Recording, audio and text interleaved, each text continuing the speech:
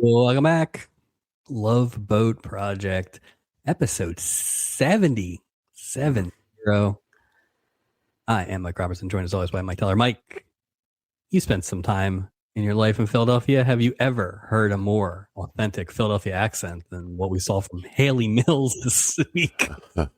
I was initially when I heard Philadelphia, I was like, bring on the subtitles, bring on and the rolls. What is it? Her whole Hoagie bag was rolls? full of hoagie rolls. Hoagie rolls, yeah. Well, it was funny. So I heard the Philadelphia part on my first watch and then didn't think anything of it because if you remember, her sister, Juliette Mills, was from Right. Philadelphia in one of the episodes. So I was like, okay, people come from Philadelphia, live in Philadelphia, whatever. Sure. And then the IMDb, which you can never totally believe, but it No, mentions, no. this is a rare opportunity to hear Haley Mills in an American accent. And I'm like, not really, and definitely not Philadelphia. No, So- no. It wasn't even like a continental. Like you could No. see. Yeah. There's no way she could reproduce that Philadelphia accent. I don't think she had It would have had to been like a Kate Winslet and Mayor of Easttown level. She'd have to live in, Jenkintown for 6 years to learn the accent. The problem Just is wouldn't too happen. when you're paying attention for it on the second rewatch, it's like they have her say class and dance It's and all not. these A words that, as people just heard, a Philadelphian says in a certain way. I didn't hear her say hun once, by the way. Class and Yeah, dance, So. Well, it's weird because it's like you're from Philadelphia, but you're like super rich. So Haley Mills is like, what do I do here? Yeah, right. And they mention how she's a basically socialite, always all over the place. So they tried to muddle her accent, but come on. Why couldn't she just be British that lived in Philadelphia? That's not a big deal. Well, what did they say about her father's humble beginnings? Oh, he was like a welder or a smelter. Or Yeah, something. He was like before he started think building more like Pittsburgh. So right. What's that got to do with Phil? Yeah, he was a pretzel maker. Yeah, Paul Stockwood, but he was selling pretzels on the boulevard. Oh. So. But that was not the biggest problem of season 3, episode 19 or 22, or if you're looking on Paramount Plus, it's like 20. It's wild, but whatever. This is the 19th episode that we've done this season. Not so fast, Gopher. Haven't I met you before? Or haven't we met before? Sorry, apologies. And then a very controversial third title in that there are 2. So what did you think the third title was? Oh, I knew what the third title was. I had keyed in on that one pretty quickly. So IMDb has the third title listed as Seoul. Yeah, that's what I Mates, which is SEOLE, Seoul, South Korea, which makes sense because there are Korean characters in that. The credits on the episode, the credits on Paramount Plus, the credits in the TV guide listing from that actual time that I saw all had foreign exchange. So I don't know. Foreign exchange. Yeah. What kind of whitewashing was done on this episode? Foreign exchange. But the problem is the Seoul thing doesn't make any. But the Seoul thing doesn't make any sense either because if you noticed, and this was pointed, it felt like they never mention North or South Korea. It's like so we assume South Korea, but it's like I assume. Well, it just worked for me because the title just because they're both from Korea. Right. Oh, I see what they did. That's cute. I think both titles are fine. Honestly, I don't get the foreign exchange. Well, foreign thing. exchange is the exchange of ideas, the exchange of. I don't think it's. Anyway, that wasn't the biggest problem. That's not my biggest issue with that storyline. Yeah. Synopsis for tonight: Gopher's mom's back. Roz. She seems to be having a little bit too much fun in the recent passing of her husband, R.I.P. Elliot Smith. Very recent, by the way, right? Right. I mean, he must have gotten right off that last episode. And wasn't that that was his last television appearance too? Remember the whole musical number? It was. Yeah. How much after that did he? Well, he didn't know. He lived for a long time after the that. character. The character. Oh, well, I mean, they said 6 months. And in our world, that's 9 months, basically. Right. So I mean, that was, interesting. Paul Stockwood lies to Layla Stanhope. about his identity to impress her. And Asian comic Jimmy Kim, his act ruffles the feathers of reporter Kendall Park, who is writing a national feature about him. Mm. Original air date here is February 9th, 1980. This is the last new episode before the Winter Olympics. Now, they only have off a couple weeks, it seems like. Oh, but the Winter Olympics are the next 2 weekends. I don't quite know what the TV schedule in the Olympics was back in 1980. You always hear about the Russia hockey game was tape delayed in the morning or something. Interesting. So I will probably check before our next episode. I'm just curious to see what maybe replaced or didn't replace the Love Boat time slot for. That would be interesting too, because the next Love Boat on 71, the air date on that was Saturday, March 1st. Right. So 2 weeks. So you're, yeah. Is it 2, 3? Well, either way, that's a nice chunk of time. Don't forget February's short. So that's true. Yeah. That's true. So yeah, but like I think so the Olympics are like 16 days, but that counts like the opening ceremonies. And, you know, so basically it's 2 Saturdays. So we'll find out. That's for next episode. What else was on for this one? We got a lot going on here. Excellent. Let's start with CBS and let's head to Wyoming for the Chisholms. Chisholm. Tonight's episode is titled Vengeance. Oh boy. Betsy O'Neill's brothers informed the Chisholms of an Indian massacre on the wagon train line that they previously were on. But Cooper Hawkins rides into town with a much different tale. Wow. So I don't know what Betsy O'Neill's brothers are up to. Well, Cooper Hawkins, I wonder if he inspired Cooper's Hawk, a fine chain restaurant in Tampa. Oh, great bread. We have one Excellent jambalaya, too. Well, the jambalaya I can speak for in Tampa. I can't speak for the ones north. The bread. So. You know what's weird is when you see the Chisholm, boy, their recaps or synopsis are just nothing. They don't give you any. It's like all inside information. It's like, you know, Bill tells Cleo the secret that he learned from Kurt. Like there's never like an explanation of who they are, or there's no action. It's just like words. Like I feel very familiar with Betsy O'Neill, who clearly is not a Chisholm. No, but she's in every recap. I wonder if she was the breakout star. I wonder if she was. I think this is the one that Delta Burke was on. Betsy, spinoff. Is the Betsy new coming this fall. Betsy on CBS. They followed up with a TV movie, Mike. Get ready. Excellent. We got an old friend coming back. Excellent. Hard Hat and Legs. Wait. Hold on. Stop. Hold on. Hard Hat. That is a great title. That is from the school of Hardcastle and McCormick. McCormick, Harley Davidson, the Marlboro Man. Okay, I'm in. Hey, talk about going right at the Love Boat this week. A rich socialite falls in love with a construction worker who's got a gambling problem. The gambling problem belongs to Kevin Dobson.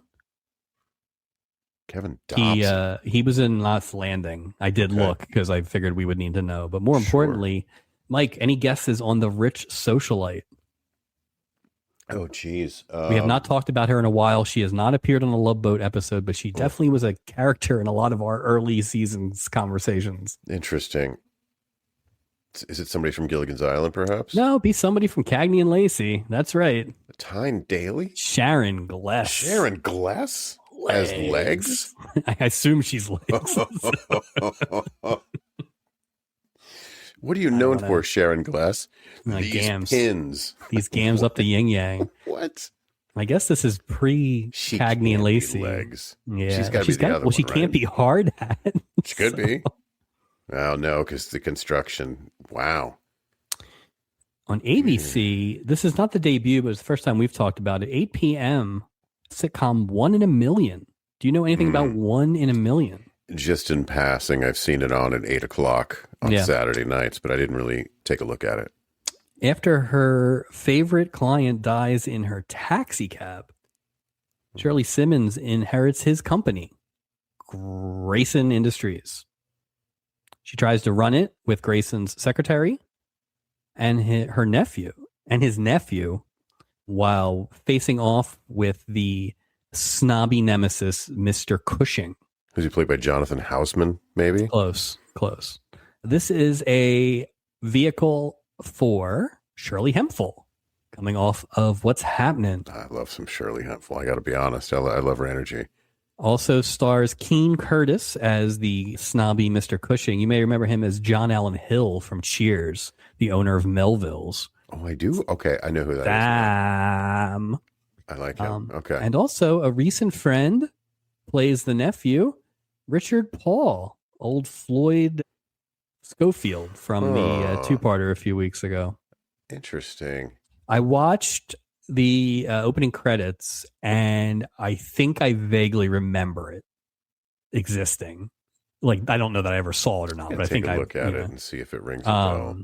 Only lasted 13 episodes. A good chunk of them got run off in the summer. So, but the fact that it moved into 8 o'clock, it moved into the Ropers spot, which doesn't necessarily bode well for the Ropers. A nice push, you would think. Well, I wonder if Saturday night, what was the big TV night back then, I wonder? Like, why don't we table that for a few minutes, sir? Okay. All right. Excellent. Tonight on NBC, let's go to Chips. This is trending in the right direction, Mike. The title, Tow Truck. That is a vehicle that could ride on the highway. Makes the plot, sense. Maybe not as much. Oh, boy. 9-year-old child's devotion to her father creates problems when he tries to end his relationship with a loan shark. What's an odd wording when he tries to end his what is that really saying? Like, I guess he owes a loan shark money, but I guess not necessarily. I guess he could work for the loan shark. Right. It doesn't. So he wants to stop. It's Rocky, right? Rocky wants to stop, but this guy's not supportive like Rocky's boss was. God, so if you have the right 9-year-old in there, I think you have something. I'm going to go with they didn't have the right 9-year-old. Yeah, also, the rare synopsis, not including Ponch or John. Like, I don't even really know what their role is in that episode. I wouldn't know. Yeah, like loan shark. Tow truck. Wait, what? Loan shark. Yeah, they just need like pavement. You just have to barely touch pavement for the Chips to be involved. 9, BJ and the Bear. Title, BJ and the Witch. I did it again. Okay. BJ attempts to save a strange woman who claims to be a witch when she becomes trapped in a burning fire. In February? That's when they decide to run this episode? February 9th. Let's run this before the Olympics. I have a second synopsis, which is rare, but this is one of the TV guide ones that has like the all caps, like just kind of burst or whatever. These are always great. Same episode. Sure. Now picture this in all caps. Has a real witch bewitched BJ with magic love potion. Oh, so, I like that one much better than the other one. Yeah. Wow. So that is what else was on tonight. But I have been looking hard. I've been looking long. I was waiting for an episode that was maybe a little thin on quality or detail. I have in my hand the complete list of the final Nielsen ratings of 1979-80. As you know, because I've said this to you, I looked a lot early in the season and could only find the top 30, which was infuriating. Sure it was. I was able to find the full list. Thank you to the Facebook page, Retro TV Listings, providing all of it. So let's start with the show that we focus on the most. Love Boat last year finished ranked 17th. Okay. And was the top rated show on all of Saturday night. Okay. Mike, what is their ranking for this season? Ooh. We have 105 shows that are ranked. I have to think it's gone up, and I say that because of the level of guest stars we're seeing. So I would say Not quite shaken into the top 10. I'd say maybe 13, 12, just outside of the top 10. Okay. Maybe 14. Okay. The Love Boat tied with Barney Miller for 21st place. Really? So they went down. They went backwards. They had 21.1 share. I wonder why. I think I have some theories here, but now they are no longer the top rated Saturday night show either. What's the top rated Saturday night out of the stuff that we watch? What's Chips? We're coming in 18th. Yeah, Chips. So just ahead of them. They are still the winner in the time slot, but yeah, Chips has a slightly higher ranking than last year. I mean, Chips had toys, and Chips was kind of a big deal. So I think one of the things, and I do not know the reason for it, and I'm sure if I looked hard enough, there'd be like a think piece. But if you remember last year, ABC had like the top 5 or 6 shows. Yeah, it was an ABC land. CBS has 9 of the top 11 rated shows this season. Wow. So I don't know what happened.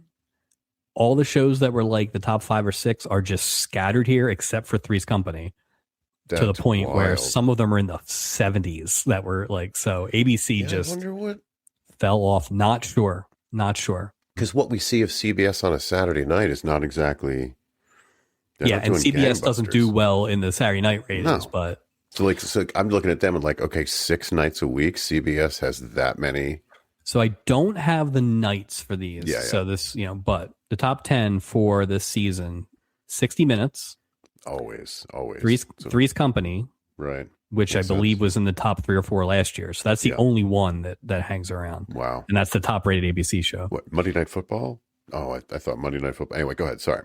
MASH, Alice, Dallas, Flow.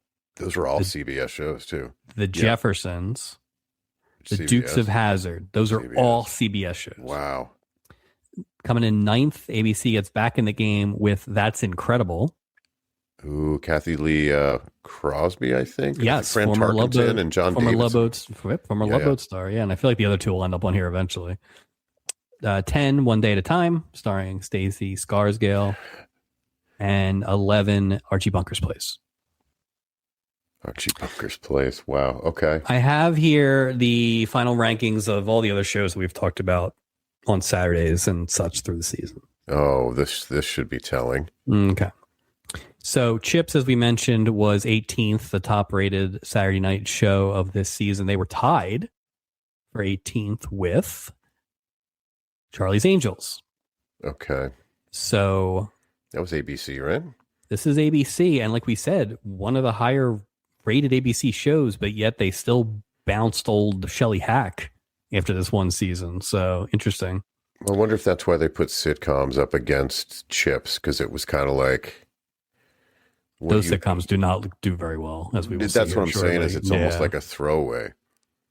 Fantasy Island, which of course is after Love Boat, finishes 33rd, tied with Heart to Heart, which also for a brief period of time had that time slot. I like Heart to Heart a lot more. That does show. That does show that Love Boat is doing better than the shows before or after it. So well, exactly. And it's funny. It's like, just give them a reason not to get off the couch and change the channel at 10 o'clock on a Saturday night. The most consistent competition for Love Boat at 9 o'clock, of course, BJ and the Bear. They finished 57th. Oof! Ouch. Oddly enough, Sheriff Lobo finished 48th. That's wow. Okay. Doesn't say much for BJ and the Bear, but 1 in a Million, the show we just talked about, right, finished 71st. Oof. Joe, it replaced at 8 o'clock. The Ropers finished 78th. Wow. Now, this is the last Ropers. I think we probably know why. If you remember last year, they were top 5 or 6, but they had a very short run. That's a crazy short run to be that good, and just to be that bad and then be gone. You can't recover from being 78th, and that is just a kick in the nuts if you consider. They'll try to add a kid to the show or something like that, like on Different Strokes, but you're screwed at that point. Yeah, I feel like maybe some research is needed on what happened to the Ropers there in that second season. So might be something to keep an eye on. The Chisholms. 89th. So the Centennial ripoff did not do well. I wonder if it did better in the end than Centennial. I think Centennial did well. I mean, it was star-studded. Yeah, this is not that. No. I mean, Leslie Nielsen's in, this one, that other show, but The Chisholms is available. We can watch the Chisholms if we want. I'm not sure if I want to. I don't know if I want to. A couple shows from early in the season. Detective School, which I believe had our guy, oh God, the guy that got punched by his dad because he was hooking up with his girlfriend or whatever. Yeah. That finished 91st. Oof. Salvage One, which was the Andy Griffith on the Moon show. Oh, that's right. 94th. Well, who saw that coming? New Kind of Family, which was Eileen Brennan and Rob Lowe. We talked about that for like 1 week. That finished 96th. The Bad News Bears, which was on CBS, that finished 103rd. Jesus. What's the worst show? The show that finished dead last in the rankings that I have here available, 105th out of 105 shows. Big Seamus, Little Seamus. Oh, that's fantastic. So, that's fantastic. You know what? That tracks. Maybe. So I don't really know what all this means, but for example, Lobo got a 21.1 share, which I believe is like slightly less than 1 million homes. Yeah, it's like probably like 19, 18 million homes. Big Seamus got 8.2, which is funny because this day and age would be massive. But when you only have 3 channels, that's not. Oh God, people would go nuts for numbers like that. People go nuts for a success level of Big Seamus, Little Seamus. Good Lord. Yeah. So there we go. Glad we found it. Glad we were able to get it in. I think it lines up probably what we thought. Yeah. I will be curious because the next few seasons have like 4 2-parters on the Lobo and stuff like that. So I think that is a sign of they're a strong program. I think so. But I will also be curious if this CBS nomination leads to something you have brought up before, which is an avoidance of other network TV people. Yeah, I'm interested to see what happens, especially with that shift. I mean, that was ABC dramatic. Was killing it, and then that was dramatic. And like, I know that NBC, while the Love Boat is on, will become a juggernaut. That's like when Cosby starts and everything. Right. But we're years away from that. Yeah. So, because like a lot of those shows that I mentioned will be around for the run of this, except for like Flow. Yeah, no Flow. Yeah, some of them weren't, but I agree. It's interesting. Flow is this year's Ropers, right? In terms of, I would think so. A spinoff that had a really strong lineup around it or whatever, but they tried. All right, the cast for tonight's episode, which, as you can tell, I'm very excited about talking about since I just did filler for 30 minutes. Nicholas Hammond plays Paul Stockwood. Mike, if you remember, the Stockwood last name was the rich people who called out, and the supermarket guy got their cabin. Right. So we're just recycling liars. This is his only boat. He is best known as playing the eldest of the Van Trapp children in The Sound of Music. Also, he played Spider-Man. I know. How about that? That's where I knew. It was almost like in the episode when he was saying, like, she's like, I know you, but I don't know where I know you from. I was having the same thing happen. I didn't figure it out to the second watch, and I was like, he said something that got me. I mean, he acted his ass off in this thing. He definitely did. He was better than those jerk Hudson brothers, which I have a lot of questions about those idiots. I've got a lot of information on the Hudson brothers. Good Lord. I did some research myself, but yeah, it was funny. I haven't thought about that live action Spider-Man show in years. I did not remember him at all, but I remember the costume Spider-Man, so. He just never seemed like Peter Parker to me. I remember that. I was like, that's not, but. He also was known for being the guy who broke a date with Marsha Brady after she got hit in the face with a football. So that's fantastic. Quite a list. Wow. All right. What did you know about the Hudson brothers before today?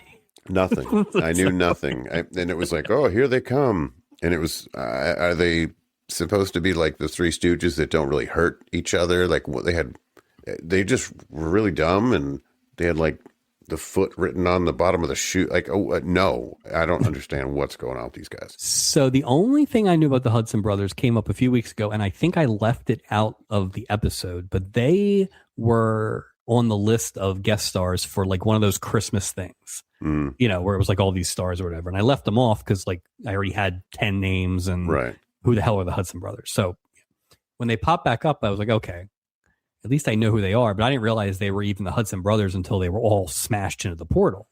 Oh boy. Yeah, good point. Are they the Three Stooges? Are they the Marx Brothers? I don't know what they are. This was a lot. So this is their only boat, thank God. Thank God. All right. So I kind of lumped them together, but tried to separate them. So Bill Hudson, he's the one who plays the fake doctor in this one. Yeah. Louis DaCosta. He was previously married to Goldie Hawn, which makes him the father of Kate Hudson. Oh. He was also married to Cindy Williams. So that is a wow. Those two much could not different be any different. taste. Wow. Yeah. So wow. Brett Hudson played Ed Corey. I believe he's the one who makes the first introductions when Haley Mills shows up at dinner. Isn't he the airline pilot? I think so. Yeah. He's the non-bearded one. Yeah. He didn't have as many like accolades after the fact, so I lumped him in here where all three brothers co-wrote and starred in the 1980 film Hysterical. In that movie. Right. Sure. This is in the Hysterical apparently is in the tradition of like Airplane and stuff. Burned out writer, retires to the Pacific Northwest or Northeast, I guess. He's like in the lighthouse or something like that he had rented, but the lighthouse is haunted. More importantly, what I found out today in some research is these guys had a variety show. It was like called Razzle Dazzle or something like that in the early 70s.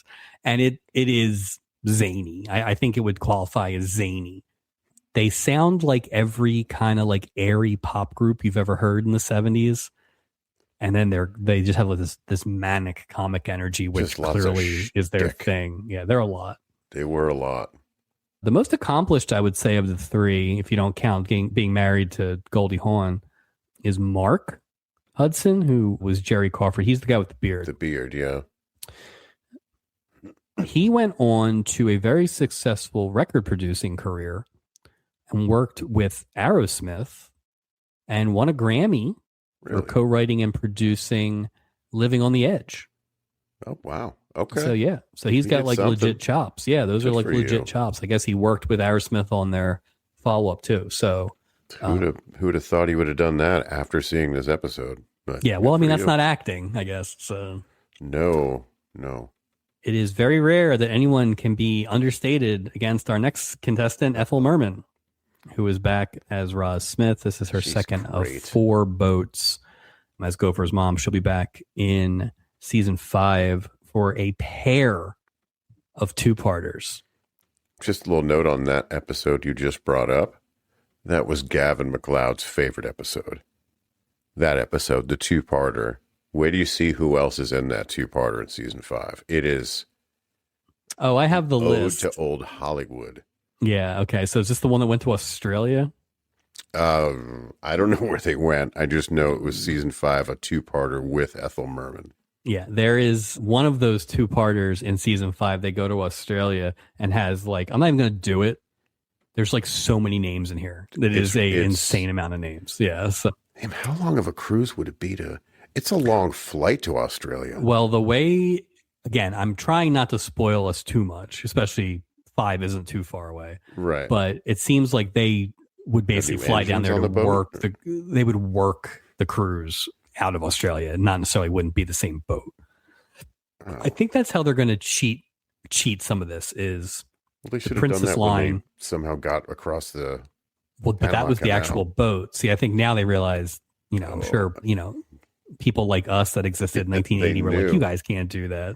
Not this time. So my guess is Stubing's crew is so lauded for being, amazing that they get to go on these other things, but they just kind of fly them in. It's like, we got to get the best crew. But they wouldn't know what to do. Everything would be on the wrong side. Stubing would be like, how am I supposed to captain a ship that flushes backwards? What's going on here? We can't let Julie around boomerangs. That's just... Or just seems like Vegemite. It would just be or open, or based on this week, open microphones. Oof. Haley Mills, as we said, Philadelphia's own. Philadelphia's own. Yeah, the Pride of 2 Street, Haley Mills. She's back as Layla Stanhope. This is her second episode of 3. If you remember, she was a Stummy nominee for the great Dreamgirls episode. Gotta get you. She'll be back in a 2-parter in the dreaded season 8, an episode, Mike, that also features Menudo. Oh, yes, please. Why didn't they put her in like a, what's that famous Northeast Nightgown place? No, like why didn't they have her like in a D'Alessandro's hoodie? She didn't have to say anything. You're clearly from Philadelphia with that D'Alessandro's. I'm going to go on a limb here and say that the person on IMDb was completely wrong, and they never intended her to sound like she was from Philly, and they just kind of told her to muddle the accent a little bit. She just wasn't like, "Oh, go far," it just wasn't like that. So. No, she was not as good in this accent. Yeah, she will not be picking up a second stubby nomination. No, not for her linguistic skills. Absolutely not. Her godparents are Vivian Lee and Laurence Olivier. Wow, which makes sense because her dad, of course, was a huge star, John Mills. That's right. Oh God, there's just so many a lot ofs. Gene Rayburn's back. I guess the robot. Well, you know what? Well, he is what he is. He is what he is. It's just, he's a game show host. I would say this. I think the role that was on the page, he played it the way they wanted him to play it. Well, I mean, he knowingly. He was annoying and too high energy. Navy to see the sea. I saw the sea. This is his second of 3 boats. As Mike said, he, of course, was in the infamous Robots Can't Go in the Pool episode. He is back. He is back, Mike. I need you to tell me if you don't want to know this episode he's back for in season 5, because there are some things in here. I will just move on and say just move on, because he puts off energy of mice and men. Like he's gonna just crush a bunny in his hands in this. He just is so not in touch with reality. I just want to say the episode he's back in is an April Lopez episode. Oh God, I hope he's not connected to April Lopez. He's not connected to April Lopez. Holding April for ransom. Mike, he's not connected to April Lopez. The person April's connected with in that episode is 100 times worse. Is Hulk Hogan? Is it finally the Hulk Hogan? Not episode? Hulk Hogan. Do you know his final credited TV appearance? Hulk Hogan was 1985 Riptide, playing himself. Gene Rayburn. Yes. How did he figure into a Riptide plot? I wonder. There was a beauty contest that there was a murder at or through, and so I assume he was hosting the beauty contest. Oh, he's terrible. Johnny Yoon plays Jimmy Kim. This is his only boat. A lot of only boats here. He is a real life stand-up comic, which I think tracks based on his kind of performance. He appeared on 34 episodes of The Tonight Show, which is a big deal back then. Yeah. So 34 is a lot. He followed up his Love Boat appearance by appearing as a TV talk show host in The Cannonball Run. Oh, excellent. Excellent. Momo Yoshima plays Kendall Park. This is her only boat. She played a crew member in the first Star Trek motion picture, and then various roles on MASH for 3 episodes. She got kernsed, but because it was a plot point, I guess that's legitimate. So that's not a kernsing. Oh, the surprise of... Right. So is it the surprise didn't last long. It wasn't like... Yeah, but I mean, that's why they did it, right? I mean, I would think so. And that's probably why they said they did it. So it's a plot kerns, I guess. Be like, no, Momo, we wanted to give you one. It's just, come on, there's this huge reveal here in the first 5 minutes of the show. Anything to say before we get on this dumb boat for this week? No, nothing to say here. I'm glad I know who the idiot Hudson brothers are. No offense, guys. I just, based on the context I'm dealing with, which isn't much. Yeah, I don't think we're going to be doing episodes of Razzle Dazzle, which, by the way, all over YouTube. You can watch. We could do the Hudson Brothers Razzle Dazzle project if we wanted. Could. We just open a merch store for them. Well, I was just trying to find. I didn't know anything. I was just trying to find a song. And it took me forever to just find a song. And I just kept finding all this razzle dazzle nonsense. So, but it does make Smothers sense. Brothers style, or just wackier than that? It's just very. It's like, because you remember, it's like 1974, let's say. Right. So it's like it's got laugh-in energy. It's just like it's kind of ahead of those schmaltzy variety shows, but it has some of that beat. It is manic. It is kind of a Marx Brothers thing. Like in this episode, they're very Marx Brothers. That's what I got out of the fact they're in the same cabin and the shoe thing. And and it's like jumping in the bed. It's just very like if they were in a silent movie or something like that. So we had the white cream on his eyebrows. Like there were so many little things going on. And the thing is, I will say this: they were a lot, but much like Gene Rayburn, I think they were what they were supposed to be. Oh yeah.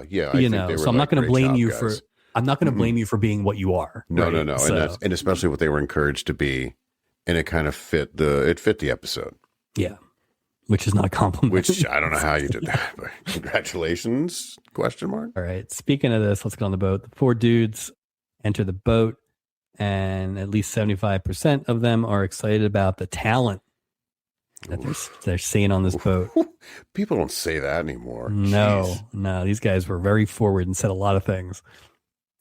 The guys quickly realized, I don't know why this wasn't a conversation on the ride over, but they quickly realized that with their, everyman jobs like auto mechanic or mailman or a third job, pilots, they won't be able to convince these ladies that they're, worth the time of day. Right. So they start to make up jobs, doctor, lawyer, airline pilot. I guess this will fool the ladies, which, I mean, listen, in theory, right? Although you end up marrying a lot of the people you meet on this boat, so you got to be careful, I guess. Yeah, just watch it. And as soon as they said this, you immediately knew what was going to happen. You're like, oh, I don't know what you're talking about, because Paul's like, you know what? I am who I am. I'm a waiter. And if a woman doesn't like that about me, she can shove off. As far as I was concerned, it was Spider-Man talking. So I was like, kids, be quiet. It's Spider-Man talking. So I'm glad that Paul and his high horse will at least be classy about this. But here's the problem. Suddenly a striking fancy lady enters the boat. And I don't know what to call these, because they're not flashbacks, but maybe they are. But they're like transposed where like he sees her, but then he sees her in a different way. Well, just like she saw when he was like the waiter, you know what I mean? Later on, if she did, spoiler, same kind of weird. I thought it was an interesting way to do it, but it was weird if only one but it's weird initially. It made more sense the second time. Yeah, absolutely.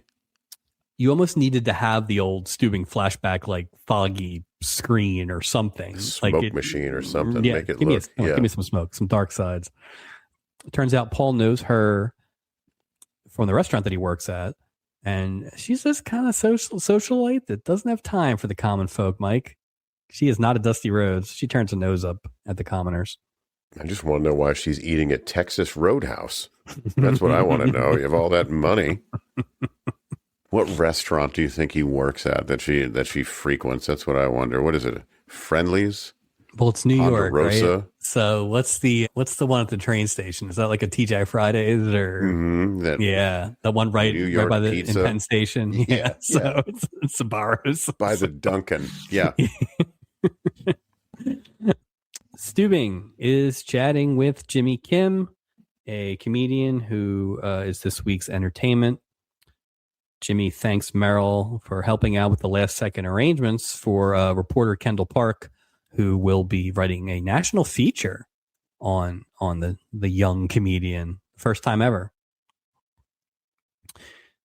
Merrill says that it's good publicity for the princess liner. I don't know why. Like at the most, you would just get mentioned in an article, like because it's about the comedian, not the ship that. Yeah. Unless it's like, oh, I'm good with just, you can see him performing Well, I almost today feel like and it's tomorrow, like and I that's did see him perform on. So I guess it's like lovers of the Oh. comedian. And yeah. Catch him now before he's no longer performing on this boat. I don't know how they spin it. And he never comes back. So That was it for Jimmy Kim. suddenly we have another woman just show up. And this woman, shocking both Steubing and Jimmy Kim, is Kendall Park. Turns out Kendall can be the name of both a man and a lady. This is a very exotic episode already. Yeah. Oh, it very much is. Kendall Windham is offended by all of this. I'm really glad you said that. Kendall works for the most trusted name in publishing, American News Service. Okay. Just no imagination. Just ANS. Scuttlebutt. Just call it Scuttlebutt. Can we Call just have anything. everyone work for them? American News. Just give it initials. Like something. Everybody knows you can't say AP or UPI. Just make up some initials. Make up something. What do the American girls work with? Like just something like that. Anything. Jimmy admits that he expected Kendall to be a man, but he's pretty happy that she's not. And they walk off together. I will say Johnny, what's his name? Johnny Hune or Jimmy Kim, much better at the comedian acting than the acting. So you could tell. You could tell. Not a natural. Not a natural at all. No. Vicky greets a young girl and then launches into a laundry list of all the cruise amenities that are available. Mike, I'd like a quick yes, no on if these are things you would do on a boat. All right. Are you ready? Yes. Let's put 30 seconds on the clock. Yes. Okay. Movies. Yes. Bingo. No. Disco dancing. No. Shuffleboard. Yes. Ping pong. Outdoor. Yes. Card games. No. Exercise classes. No. Sightseeing. No. Saunas. No. Okay. I think she said pizza, but it also sounded like piso. I don't know what this one was. Pea soup. She said pea soup. Gift shops. No. Gymnasium, which is generous. Yeah. No. I don't want to drown in the hot tub. No. There was another one that she said that I rewound 20 times and couldn't figure out what she said because it was right over a laugh track. And then she wraps up with some terrible ones. Lounge chairs. Oof. Yeah. Yeah, I guess. Yeah. And room service. Yeah. All right. Well, I feel like cruises are for you. Well, it's weird because what a weird list of amenities. Yeah. Like if you were listing them to like, come on the cruise so you can enjoy, Also, this is like a 14-year-old girl tops that she's talking to. Like, anyway, long story short, that girl is just out there to see her cousin. She's not even taking the boat. Womp womp. What was that about? That was a long path to go to get to nowhere. I didn't really see the point. There are a couple other ones. This almost felt like an advertising for the Princess Cruise Line. It was, come see, we have this and this and this. And well, they have this, and then later on, Gopher's listing some stuff. It just feels like there were some tie-ins, some cross-promotional opportunities. It's a lousy episode. If you're going to slip one in, this is the one to do it, right? Also, it feels like, oh, look, Jill Whaling can memorize a bunch of stuff in a quick list form. And they didn't really have anything else for her all week. So they didn't have anything for her. Yeah, it was a really weird week. And they had her play Sleeping Beauty. That's the only thing she really had the whole episode. I mean, I think, and we'll get into it right now, I think that they may have had to make some switcheroos because Jimmy Kim's material got a little out of control. He was working blue. Gopher is excited and or nervous, waiting for his mom to arrive. But he's hung up with those damn customs agents. Which has never been a problem before. No, never been a problem before. Why would you run into a problem getting on the ship? It's always coming back. Like, what are you trying to... Well, they didn't want to let Gene Rayburn on the boat, probably. They're like, oh, hell no, Canadian. Turn around. They couldn't let Gopher have, like, the first hour off so he could talk to his mom. Julie was given tours last week during this. Steubing's talking to a comedian. Right. Well, You know, can I just say right off the bat? Remember when Vincent Price was on the ship yes. and the captain was like, "When are you performing?" Like he was all over him, like, "When are you performing?" And this and this and Oh, this. yeah. He was pressing him hard. And one of the things that jumped out about this is like it was not like we haven't really seen him like that with other performers. I mean, he But didn't being even that- care. That's what I'm saying. Now The it's second just not time. a thing. Yeah. But Yeah. Jimmy Kim, I'm just saying, Stubing's pretty loosey goosey with, as far as like making this guy do Yeah. his act. I wouldn't want you to do anything again. Like it's just a weird Assistant, difference. yeah. No. Julie with a weird line delivery saying that she can, handle the customs thing, but then she doesn't go handle the customs thing. Was there a sound thing going Yes, on there with was her a sound voice? thing. What the hell was going on with that? So there's one later that's worse, but this was another. We haven't seen this in a while. This might have been a pack of Marlboros, Julie, because it was it was bad. It was pretty bad. And then Gopher leaves, Mm-hmm. and then the three of them are talking, and Julie starts to say that they have to keep Gopher's mom so busy that she can't get sad, and clearly she's supposed to get cut off by Doc. But somebody missed something because there's it was gap of timed. like a second or two. Like I don't know why they didn't reshoot it. To be honest with you, it was weird. Very choppy start here for the crew. Yeah. Suddenly, we get a rousing rendition of "We Join the Navy" to see the sea. As Roz and her friend Lyle, guy she just picked up on the bus. No last name on Lyle, by the way. Shady. Well, yeah. So no last name listed, but they did mention a last name a couple times. But again, it's that warbled thing where it's like Walden or Warbooks or But Roz picked up this guy on the bus, and now they're thick as thieves, I guess.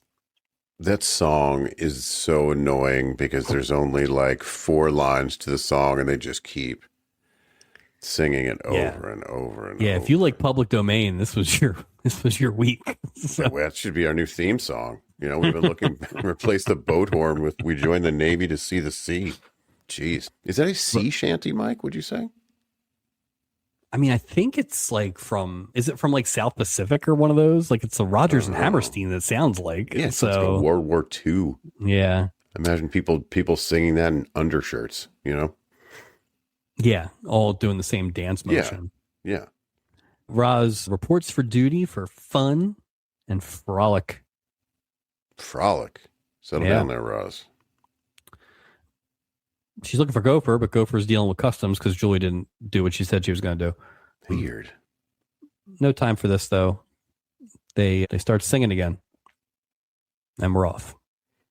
Wouldn't you, again, to your point, if she's on the cruise to sort of like feel a little bit better or make him think that she feels better, he wouldn't just wait. You know what I mean? That was a weird thing, too. The fact that he didn't meet her. I thought it was a weird story choice. I mean, so let's look at it. Julie was hovering around everybody and then ran yelling when her parents arrived. Right. Stubing was on the lookout for Stubby the whole time.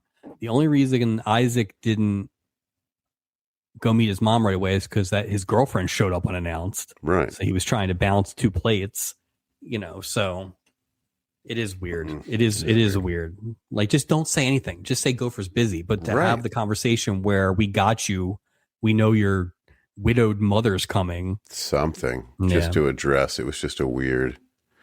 Anyway, I'm probably focused on something dumb, but yeah, it seemed odd to me. This is all dumb.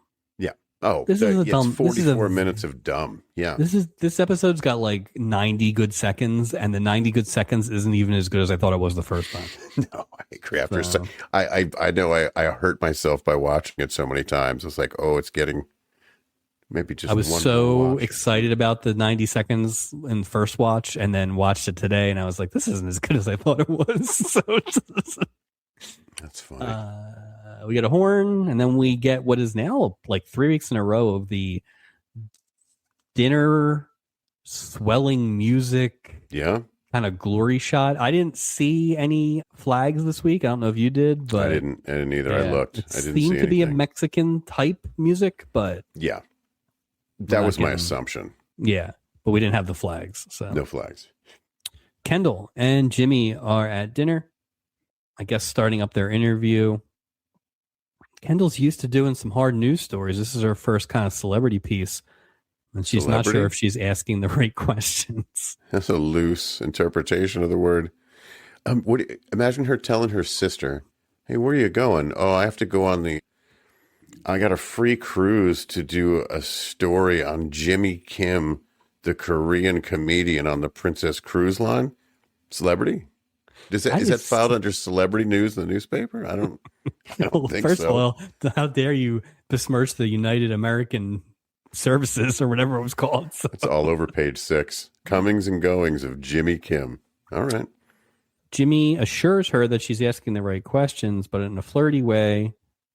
And this is off to about a rough a start as the crew entrance there was. So quite an actor. Yeah. Smooth. Yeah. All right. So we're in Roz's room. The somber music is on. And Mike, we just talked about this last week, how we hadn't seen it in a while. Welcome back. Dead Man Picture. Yeah. I was thinking that too. We just talked about oversized picture in a suitcase. I would say not as big as ones we've seen in the past, but still, I was sadder to see this one than I'd see than we knew him for any other giant. Yeah, photo. We knew him. We didn't know the other people in the pictures. Yeah, I was bummed. Stooping arrives to give his condolences and to set up Ethel Merman's some acting here. Roz says that it's hard to go on after someone that you spend so much time with dies, but she wants to do it kind of keeping the stiff upper lip for Gopher, not to let him worry about her. Is that the definition of stiff upper lip, though, with her? Because she's just acting like, honestly, she's acting like a goofball so much. So she, in the first episode, was a version of this, right? To the point where Gopher's dad even told her to chill a little bit. Yeah.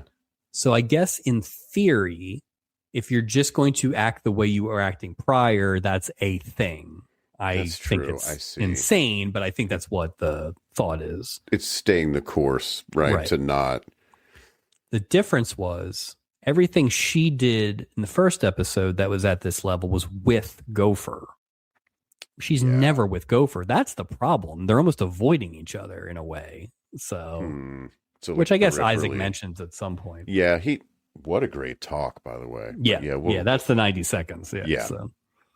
She also gets a captain's table invite, which, is a fate worse than your husband dying. You don't want to be on that table.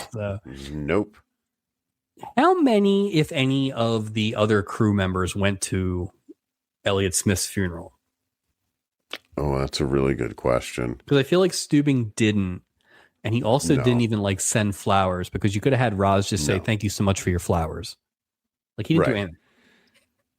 I don't think any Which is kind of a dick move. I don't think any of them went. Maybe. I think Isaac went.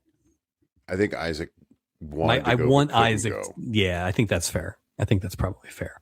And I think he did send flowers. If he couldn't go. I feel like his death timed out with when Gopher was singing in the shower and stuff. So he was really going through it.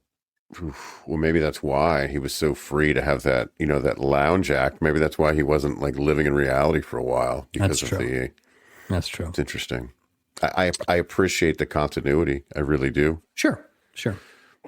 We get an abrupt cut from some ship stock footage that cuts right off to the Marx Brothers at dinner. It was weird. These guys, supernatural. Nice cut. Yeah, right. Just we need to be jarred, right? So they're all sitting there, the four of them, at dinner, and who comes over but Dr. Bricker, your seater for the night, and all the gin joints, Mike. What are the odds? Old Lila is getting that fifth seat at the table. By the way, Doc's not bringing her to a table with four dudes. There's zero chance that Doc is bringing her anywhere swings but that table around somewhere else. Let me take your temperature. You look a little under the weather. There's no chance a single woman. Stop it. He's not Doc's just pulling a folding chair up to his examining table. It had to be Julie or it's not happening. Well, and that's the other thing too. there are a few pieces in here that felt like, that's probably a Julie thing. Yeah. So I do feel like she got benched for some of this stuff. There were just spots 100%. That were clearly Julie things. So yeah, this is the one that really stood out to me. Yeah. Like, this makes no sense. Doc wouldn't do that. So Ed kind of does the introductions of everybody. This is kind of where we hear some stuff about all the different characters. Nothing super notable, but Haley Mills swears she knows this Paul character from somewhere. She just can't place him at all. I'm screaming at the TV. I'm like, Layla Stanhope, it's Spider-Man. They should have run with that storyline. Let him be Spider-Man. Come on. It's so awesome. Paul says that he lives in New York. Lila lives in Philadelphia and spends a lot of time in NYC. We've talked about her fine Philadelphia accent. So. Fine Philly. I wish they would have been like any follow-up question. What's your favorite Philadelphia sports team? She'd be like, I like the Red Riflemen. Like, oh, boy. Boy, we have a problem. The Minutemen. No. Philadelphia. I'm from Philadelphia. Oh, she's terrible. Fake Philly. Finally, Paul is asked what he does for a living, and looks like old Paul's not the stand-up guy that he said he was. Instead of saying waiter, humble waiter, he says finance guy, investment banker, cha-cha-ching. This guy. The Hudson brothers energy is simmering at this point, but you can tell it's going to bubble over here pretty soon. Well, it's funny because at this point of the episode, I'm like, who the hell are these guys? Like, why are these three? What is yeah. Like, if they were conjoined, it would make sense. But these three, I'm like, what are we doing? It's that thing where it hasn't happened as much as I expected, but there are just things that, especially if we don't research it beforehand, which I certainly didn't, there are just certain characters, castings, things that are of a time. And it's just we are out on the joke right now. Yeah. And this might have been too late of a time for these guys. Yeah. I feel it seems like that. Yeah. So. Yeah. They guys. Yeah. I'm just like, what are we doing? Yeah. What's up? Gopher can't find his mom anywhere. But Stubing and Doc assure him that she's fine. She's been in good spirits and everything is A-okay. I mean, what did you do with my mom? I've not seen her. Are you hiding her somewhere? What the heck? Enter Raz to La Cucaracha. Oh, boy. Wearing a sombrero and dragging old Lyle with her. Gopher finally gets to talk to his mom, which is ridiculous. 2 days later. Yeah, seriously. But it's time to sit down and have dinner, and I guess Lyle has knifed his way into the captain's table. So. This guy sits. Yeah, no kidding. So this table is Doc, Stubing, Gopher, Roz, and some guy from the bus. It's the crew table. This isn't the captain's table. That's ridiculous. It's crew, family, and Lyle. It's also kind of up in that dais area, but even a little more low. They cannot put the damn thing in the same spot 2 weeks in a row. It is. I feel like the captain's table early in this series project, whatever, just had so much more sparkle to it. It was a thing. Then we had a seating chart: man, woman, because it fit a certain storyline. But now it's just there's nothing here. Now it's all crew. The crew shouldn't be eating at the captain's table every week. That doesn't make any sense. No, it's like seat fillers. They're taking more than half the table. Yeah, I would say more often than not, they make up 50% of the table. Yeah, what kind of crap is that? Which is embarrassing. What lucky four guests to get to stay. Come on, he'd have to have dinner every hour on the hour to see all the guests on the ship.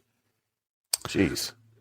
All right, we start Act 2 out on the deck, and hey, Mike, I hope you like the moonlit deck because this act is for you.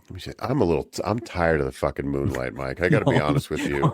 We'll get used to it because they got their money's worth out of it this week. Jesus. So. Oh, it's so romantic. We even last. Oh, it's so romantic. Hot chocolate with marshmallows. Romantic. Moonlight. It's the moon. That's it. It's the same moon you see at home. Just get over it. There's nothing romantic about it. It's also probably so cold, even in the Gulf, right? It's got to be cold in the Pacific. it's magic. Stop it. You're in the open seas. I like how it's always smooth too. There's never any like choppy waters. You think it's just monoxide that's like slipping through the gas pipes, and that's making them. Everyone's loopy. It's just they're really inside of like on a lake. Like no, there's no choppy seas. Nothing. I don't know why you hate love so much. And the moon. We've had one storm in 3 seasons. That was like 10 minutes. So. Kendall asks Jimmy if they should be getting on with the interview, which is weird because I thought that's what they were doing earlier. Yeah, what was it? Jimmy's ready to get on with the smooches. Oh, boy. Jimmy. This is very unprofessional, and I'm sure that the United American Services cannot be happy. He should have been like, here's something for your article. Moonlight. Jimmy Kim. Boom. When I read American News Services, there's a certain level of journalistic integrity that I expect, not your reporters just making out with the subject. Do your job. You got a free room, Kendall Park. Stay on target. This is why American News Services went out of business. I can only imagine the quality of her story. What's the story? Go see Jimmy Kim? No. She doesn't even write it. I want to read the first draft of her story. Is what she doesn't even write it. Well, I want to read the first spoiler. draft. Paul and Lila are dancing. She keeps trying to pin down where she knows him, and Paul's kind of tiptoeing around it, trying to, deflect and just not really get pinned down. Yeah. And the Hudsons are kind of doing nonsense in the back. Great. This episode is terrible. It's a terrible episode. It's an inoffensive, terrible episode, which is, we will have this argument later, but it is that thing where it's like, it's just not good. So and it moved. Good. It was just not It did move. It did move because nothing happened. Nothing happened. No. Hey, we're back on the deck.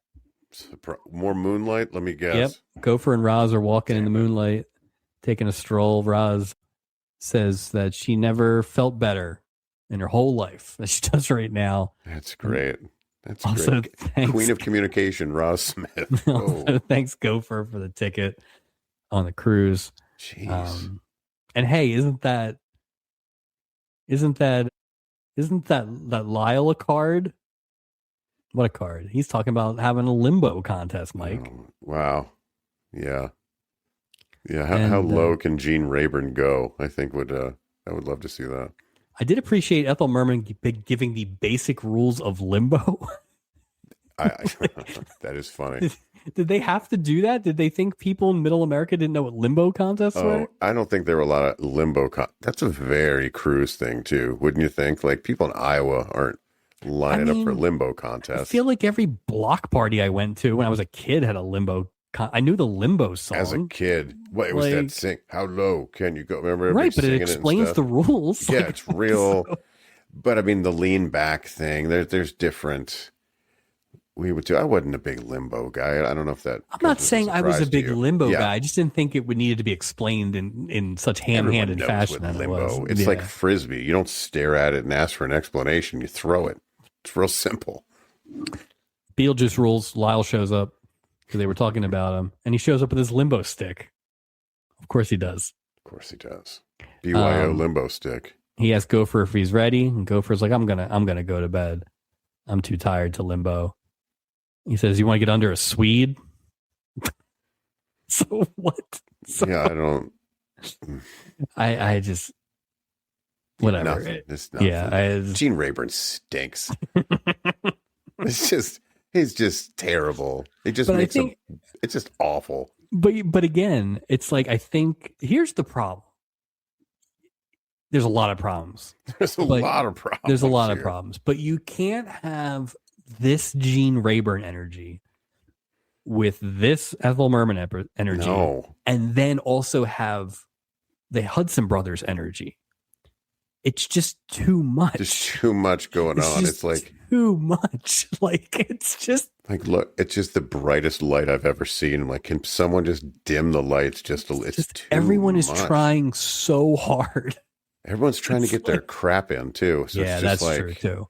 Yeah, you know what? You're right. It's like it's like dancing, but everybody's dancing really hard, but they're also like not dancing the same way, and they're all just like soloing. Yeah, it's not a very cohesive production this week. It's the way yeah. One of the few good parts of this whole thing, which is shocking because I was very nervous about it when we saw the synopsis. But now the comedy stylings, Jimmy Kim. Oh. You know, Mike, I would say he's a very funny man who proves that humor is a worldwide commodity. I was cracking up. What? So you? I was cracking up. Jimmy Kim's right up my alley with his comedy styling. I thought his delivery was interesting and felt like a real comic. And I thought the jokes were they put themselves in a bit of a spot because you can't be super offensive. Imagine if they just went for it. John Yoon said, "Fuck it." Like, well, let's just go. So they were not offensive jokes by any means. They had to kind of trump it up to be offensive a little bit for the story, but I thought it was a stretch that Kendall Park was offended because I was like, which? Yeah. But I thought some of the jokes were funny. Her family was so poor that they had to rob the robber, and the last one about the tickets was funny, and that was funny. They were funny, and here's the thing: they at least hit on stereotypes a little bit to make it that you could say it was offensive, but not at that all. ethnic group. It was just he was kind of making jokes about his own. Yeah, I didn't. Yeah, and his delivery was excellent. The cop was pretty funny. Yeah, I agree. The delivery was excellent. Yeah, I thought he was good. I can see. I kind of wanted to look up an actual Jimmy Kim performance to see how close it was, but imagine if that's it.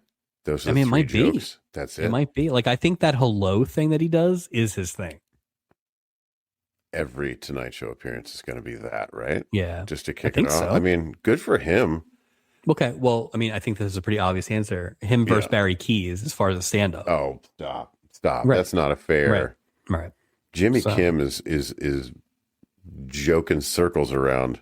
I would say Jimmy Kim, definitely the top half, maybe even the top third of scheduled performers that we've seen on this boat. Better than Charo. Better than the ventriloquists. Second appearance or first appearance? Third appearance. Definitely better than the third appearance. Yeah, definitely better than the third. Maybe not better than the first, but definitely not better than the first. No. Better than the ventriloquists. Better than Gopher and the lounge act. Go for the shower.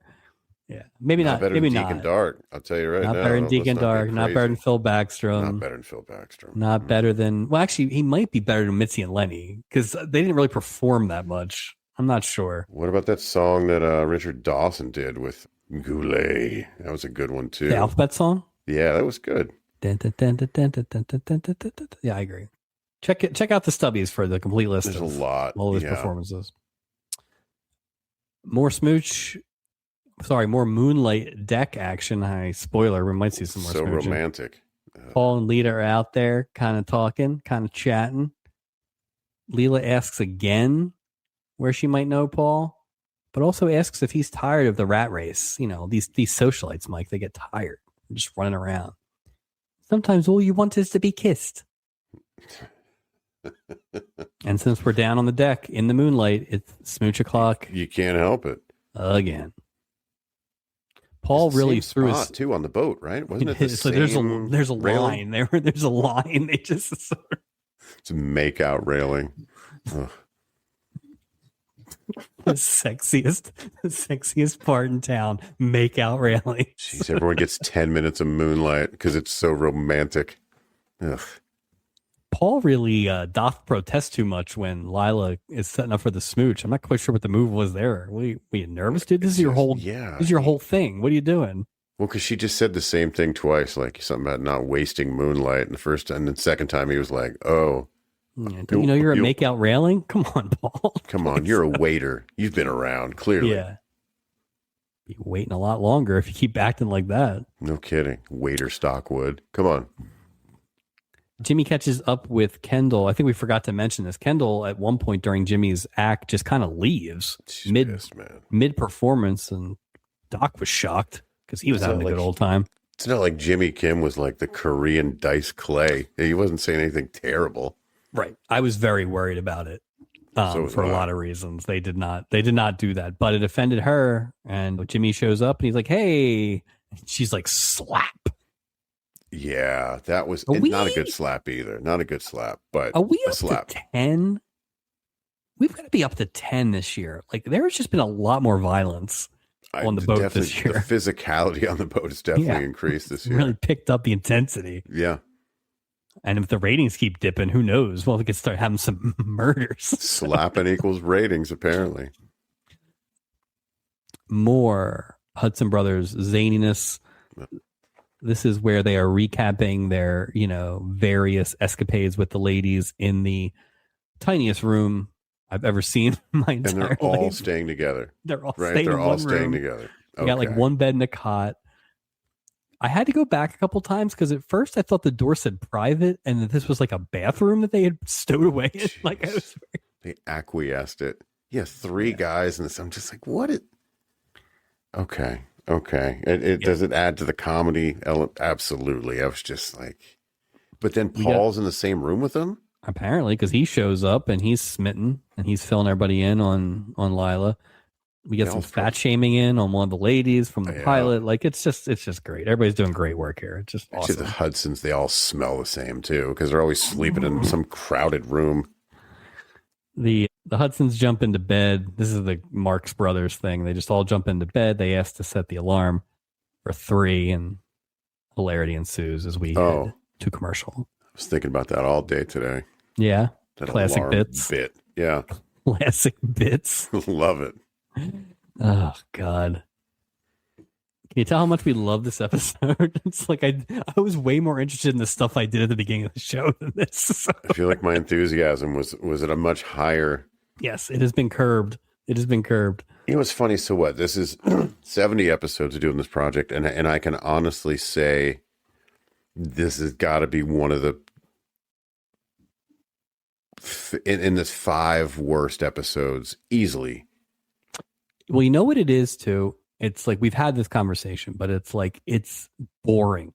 Exactly that. There's nothing. Like, there's nothing there. Like the worst episode of the season is the Charo episode with that dumb father guy.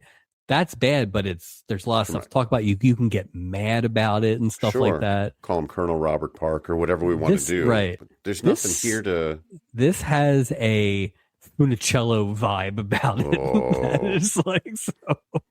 Yeah. But again, it's like it comes in all shapes and sizes. Everyone is trying here.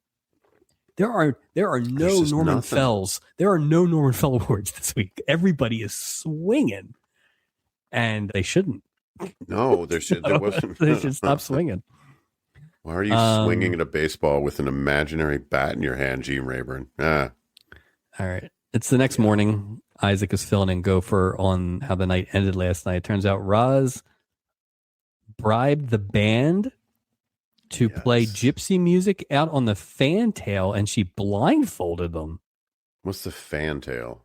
Glad you asked, Mike. Fantail is the overhanging fan-shaped stern on a classic yacht or liner. Okay. It's a great explanation, by the way. Did you just know that? Is that off the top of my head? I was looking at. I wasn't even looking at my notes. It's a new segment we call Boat Facts. Yeah. Isaac himself also got blindfolded, which made it pretty hard to make a Ramos Fizz. What's Ramos Fizz, Mike? Glad you asked. It's a classic New Orleans cocktail with a frothy meringue-like head. And it is one of the more labor-intensive drinks to make due to all the shaking. Ingredients include gin, lemon juice, lime juice, simple syrup, heavy cream, egg whites, orange flower water, and club soda. Didn't we run into an issue with egg whites on this ship before with drinks way back in season 1? Can you imagine Isaac trying to make this and he has all day to do it? And he's blindfolded? And now he's blindfolded at 3 a.m. trying to make this thing. With egg whites. He's separating eggs blindfolded. So it's a miracle no one died. Because I feel like the fantail, I guess you can walk on it would be my guess, but like the fantail isn't very wide. It doesn't seem like. No, I don't think it's really used to, like, it's not like a footbridge or something. I don't know what they were doing.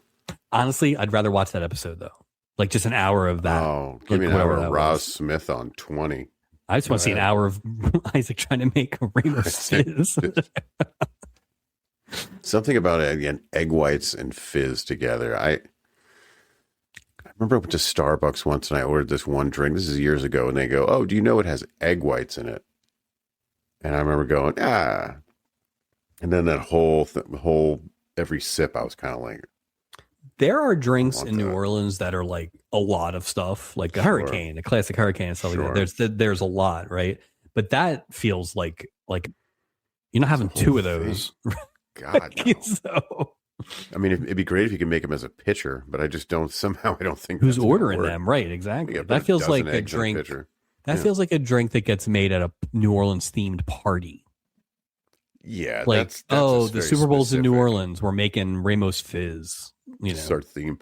We should do that the next. We should have a Ramos Fizz party. We should have a party in the summer.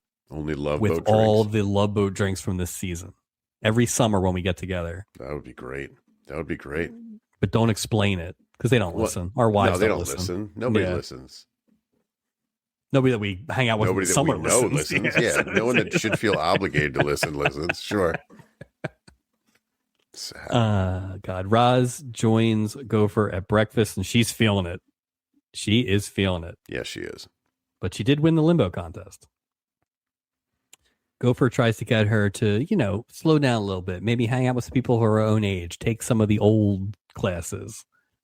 And maybe not take lessons on craps from the dealers. What, hang out with someone her age as opposed to that young man, Gene Rayburn, she's been hanging with? I mean, what?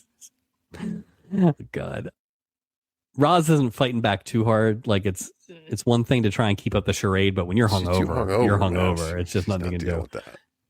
But here's the weird move that I need more explanation on. Like Gopher should have been paged or something. Right. Because why was he so anxious to get out of there? That didn't make any sense. The only thing is I read between the lines thinking he was just sort of annoyed at how much she was. I think he was, but also. But still. Yeah, give me a little bit more. Basically, he grabs Vicky and tries to dump his mom off on Vicky. Which is weird because of how little he's seen his mom, and he's the one that invited his mom. Like, it was a weird, yeah, I agree. Now, I will say, if you're going to go with the Isaac theory at the end that they're kind of avoiding each other, then that does play in, but you could have done it maybe a little more 100%. There's a much better way to do that than this. This is sort of like a half-ass sort of, not a proactive way to handle it. Vicky wants to play like extreme shuffleboard or something, and Roz is like, let's play Sleeping Beauty, which is a game where you don't move on the deck chair. Yeah, go to sleep. Shut up, Vicky. That's a episode wrap for Joe Wheeling, I think. So goodbye, Vicky. We'll see you next week. Paul greets Lila on the Lido deck with a smooch. He's all past that shyness now. Can I say something about that smooch too, Mike? Why do people insist on like laying on the, what do you call that, on a pool with that tile area? Yeah, he came up and did a push-up and gave her a smooch. And I'm like, wouldn't that be soaked with water? Like, why would anybody lay there? There's chairs everywhere. Why are all these people laying on the ledge of the pool? The only thing I can think is that's a shallow pool. And so you're not getting people who are like swimming up. And I also think, I wonder, like the place I went a few years ago had like the swim up bar kind of stuff and everything. And it's like, I wonder if this is a version of that where it's intended for kind of like a connector, even though it's not like the steps are floating to the chairs or something like that. So it's not like it's a lap pool. It's just a weird, like you have, but no, I agree. I mean, laying there. As someone who generally doesn't use the ladder to get out of a pool, right? Like I would rather have all the options available to me and not have 100%. to work around you sitting there. So, like, why are you laying there? There's empty chairs behind. Anyway, yeah. You know what goes good with smooches, Mike? Breakfast. Moonlight? What does? Breakfast. But, you can't hide your light under a bushel forever. And so when Paul goes over, he asks for double on the coffees. Classic shop talk there. He said he'll take care of the rest. And man, why would he do this? You can't roll a basketball to Michael Jordan and not expect him to dunk. And it's just like, here is Paul. He is just flipping. He is getting the waiting. The waiting is on. Like, I've been bored to be a waiter, Layla. This is what I am. He can't. Why would you do that? He couldn't help himself. Is that what you're saying? He couldn't help himself. No, the talent shines through. You are who you are at some level. And unfortunately for Paul, he is a waiter. He's a waiter. He is so a waiter that Lila figures it out under a haze of flashbacks. This is that weird thing we talked about earlier. This one makes a little more sense because he is in his waiter outfit and everything. And Lila has figured it out. And so when Paul comes over with his tray of breakfast, she is like, hit the bricks. Yeah, hell to the no. Yeah. Hell no, simple person. She did not like his act, and she storms off into. I was hoping for another smack. Just for rooting for anything, like I thought that might be it because she was so offended that he lied. I'm like, all right, here we go. Yeah, she was. Didn't happen. She was pretty offended, which I get, and we have a more crystallized scene of that later. But man, Paul did not see that coming. He probably didn't even realize it. Jesus, Paul. Well, I mean, come on. You don't have any of the, you don't have that one stupid Hudson brother out there like working on cars on deck. Oh, I blew my cover. Man, stop. What are you doing there? Come on. As we transition from that scene to Jimmy. Yeah. We get, there's like 4 in this episode, just straight up gratuitous bikini shots. Just people walking around. That was crazy looking. There were like a few of them. And it just made me think of, they know this thing's a turd. Like they know they have a turd episode. Anything. Yeah. But it's like, I'm doing the notes and it's my eyes and I'm catching these, which means they're just like, they're lingering for a long time. Like I'm like looking down, looking up. Yeah. Jeez. So always an indication that they have nothing. Jimmy tentatively approaches Kendall. He doesn't want to get smacked again. Tries to find out a little bit more what pissed her off so much last night. And well, Mike, she didn't like the act, especially making fun of the Koreans. Fair enough. Jimmy says that he's just a comedian. It's just jokes. And he doesn't want to offend anybody. He actually wants to make people from everywhere laugh. I'm not a political animal. That's a great line, Jimmy Kim. But the retort is even sharper. Well, what kind of animal are you, Mr. Kim? Slam. And we get back-to-back ladies just walking out on their gentlemen. And it's weird. Like, do you guys forget the moonlight y'all were smooching in just a few short hours ago? And now you know what, Mike? You can take the girl out of moonlight railing, but you can't take the moonlight railing out of the girl. No. I don't even know if they try to do that, but if they did, they couldn't. There's no way. Hey, guess what's back? Parachute. The tour of Puerto Vallarta leaves in 10 minutes at 11 a.m. as we get a little behind the scenes. The announcements of Burl the Pearl Smith. He's nailing it. I felt like I was watching Good Morning Vietnam. Great job. Nails it. Holds the intercom correctly. Outstanding. Holding his ear. The whole thing. I love it. Lyle shows up looking for advice about Roz. Gopher doesn't think that Lyle knows the whole situation. And then Lyle lists the whole situation accurately. Yeah. So he does. He does know. No emotion there. He is just like a walking, he is the robot. And now I remember why we referred to him as the robot. Because it was the robotic way in which he delivered his lines. And I'd say that trend has continued throughout this episode. Gene Rayburn is not a master thespian. Not the master thespian or drama or emotion or anything. Just it's funny deadpan. Because Monty Hall will always be the worst game show host acting. Yeah, but I also think I probably, except for Businessman #1, I probably have the least experience with Gene Rayburn's game show hosting. Same so here. I don't have as much to compare it to. So I just know he's no Bert Convy. No. And Bert Convy, I wouldn't say he's best known for being in, hosting a game show.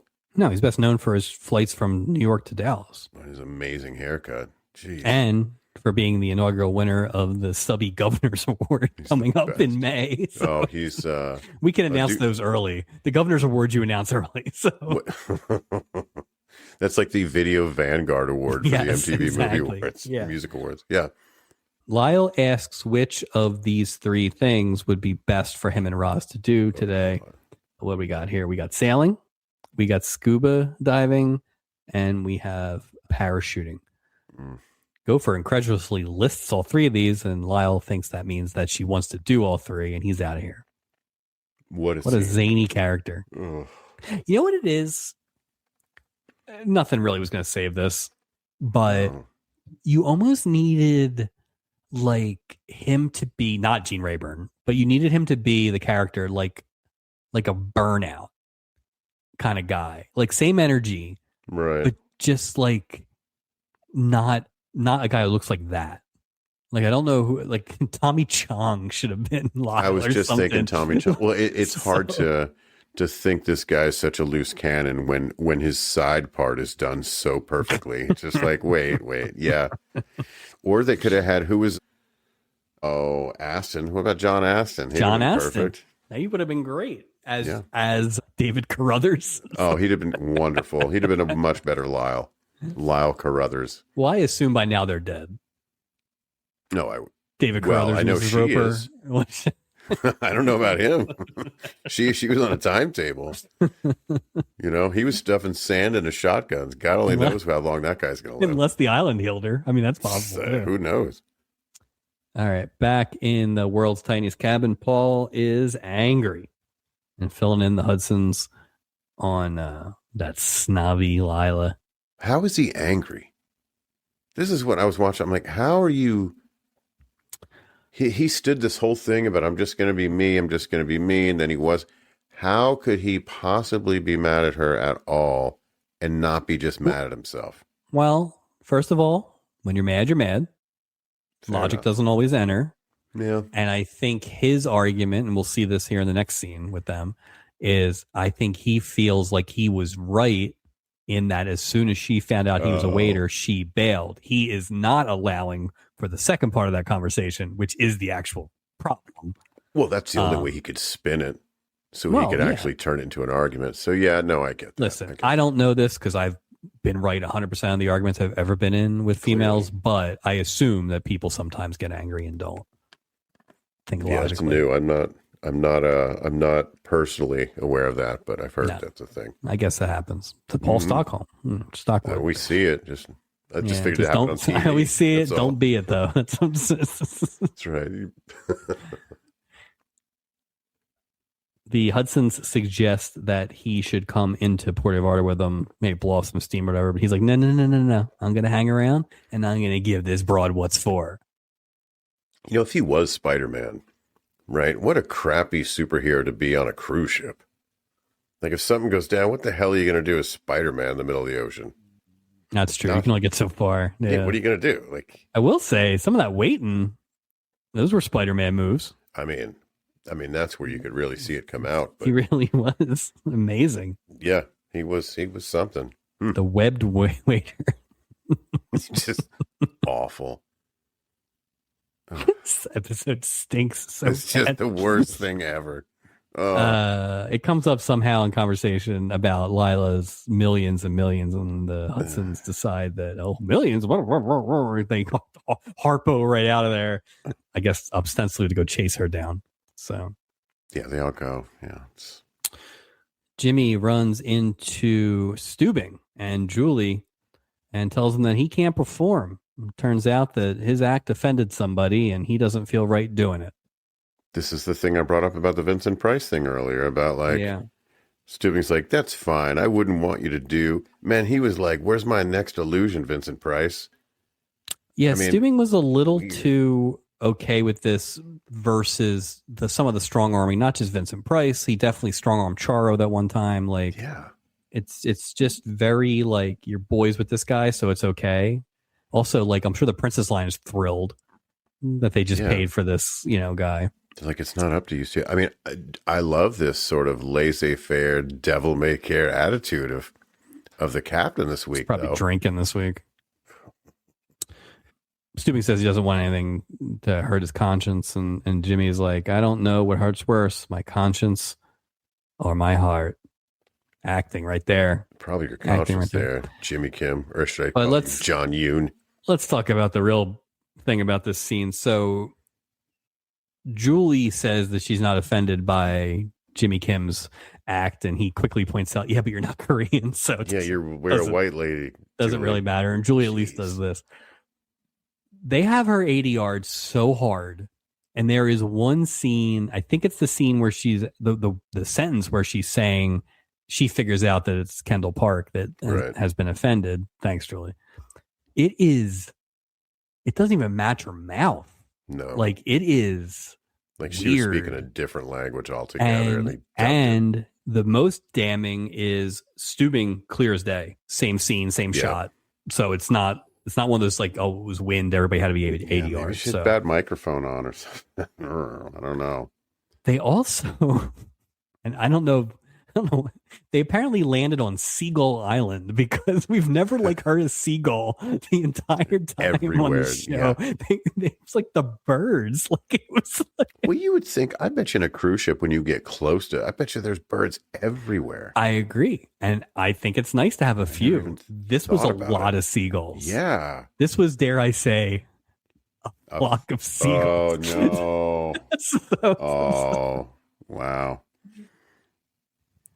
All right. Wow. I didn't think it could. Yeah. It did. Wow. All right. Walking down the hallway, Isaac's telling Gopher that he's never seen anyone have more fun than his mom has ever, which is like, okay, guys, Sounds great. Weird broad strokes there. Yeah. Gopher is like, yeah, I get it. I think it was kind of like a phase. I think she's kind of, I think she's starting to wind down, chill out, kind of get back to the normal mom or whatever. Mabes. We'll see. Just as he finishes that sentence, here comes Lyle with bags of munchies. Yeah. What? Did he hit the Wawa on the boat? Like where is this from? We've been wondering forever where you got snacks. The gift shop. I assume all this stuff is closed. Like Isaac's walking down the hallway. He stole it. I think Lyle stole these tortilla chips. From He who? went behind the scenes. I don't know. He went in the kitchen? Went in the kitchen, Say, it's wherever we got that giant box of bottled ketchup is where those chips are. Borges' revenge. God only knows where that is. Turns out Lyle is heading to Roz's room where that's right, there's another party going on. Gopher looks in there and he just walks away sadly. Gopher's There's like, Vicky's in there too, partying down. which seems inappropriate. It seems a little inappropriate to me. So Paul confronts Lila. So he comes in here pretty hot. This is some fine acting by old Nicholas Hammond. He's really bringing it here pretty hard. Oh yeah. And yeah, the main thing is that, if I had told you I was a waiter, you wouldn't have paid any attention to me, and I wanted to get to know you. He calls her like basically a class snob and all this stuff. And this is where Ripping she's like, into her. my father worked in the mines of Allentown. Allentown. So Well, it's like in she's the media, lost Bootherton or something. She just ugh. Anyway, Paul kind of winds up with all this stuff, and then she's like, "No, you idiot! You lied to me. Right. That's why I'm pissed. I believed in you, and you lied to me." It's pretty simple, dude. Yeah, and she leaves, and Paul is just like, this never occurred to him. This is all joking aside, what I said earlier, I have been this guy, and I've gotten hit with logic right in the face that you just never even thought about. And man, that is a tough L. So at least she left, because sometimes they stay and they beat you up worse. So I just got to think on that one. You got to take that at some point mentally. You just have to take that loss. I mean, you can't publicly admit that. No. Like No, if I'm that's Paul, I'm never apologizing. No. I mean, if you're Paul, you got to jump over the boat at this point. You're done. That is, just leave. that is a massive L. You are six love right there. You can't, and you can't base anything off of that too. But well, there's more story to tell here. So Act 4, we go right back to this. Like we couldn't have gotten a scene to breathe or something so like weird. that. So that just Yeah. Lila is sitting at dinner alone, because she's a snob. Because no one wants to talk to her. Sure. Right. French waiter comes over and asks if she knows what to order. I don't know what I want to order. And then the French waiter's like, may I suggest a waiter, but not flambe? That's right. So It's Paul the waiter. He borrowed a coat. He's come to apologize. Twist. And apparently he told the whole crew about it. I guess you have to borrow a uniform. Isaac. You got to tell the whole, So, yeah, basically he apologizes, saying that he never thought he could get to talk to her if he hadn't, blah, blah, blah, blah, blah. Doesn't really even finish his apology. She's like, no more talking. Okay, cool. That's it. So I'm gonna go ahead and call it not severe offenses here, but a little unearned. Not a Roy Foster unearned, but unearned. Unearned, I agree. From Paul here, and certainly unearned for what happens later. But I feel like Lila's just looking for a looking for a husband. Really so. Yeah, there's something else. Maybe Paul meets all of her needs. Like the research has shown that Paul's like her ideal match. Maybe it's one of those. Oh, do you think that she works with Connie Stevens? That's it. They work together. Yep. In an episode filled with weird ass scenes, the weirdest scene might be next here, where Isaac thinks that the waiter is hooking up with a passenger, and he says it in a way that it's almost like he's offended. Yeah. Which is such a hypocritical thing for any of those people to say at all. But Doc quickly corrects him and says, no, that's a passenger. He just borrowed a red coat. Yeah, how dare a lowly waiter on the boat. Wow, there is a caste system on that ship, huh? They are 4 feet away from this, so everybody can hear everybody while this is happening.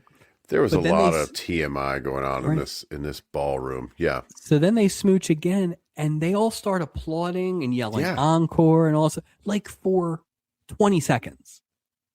Why?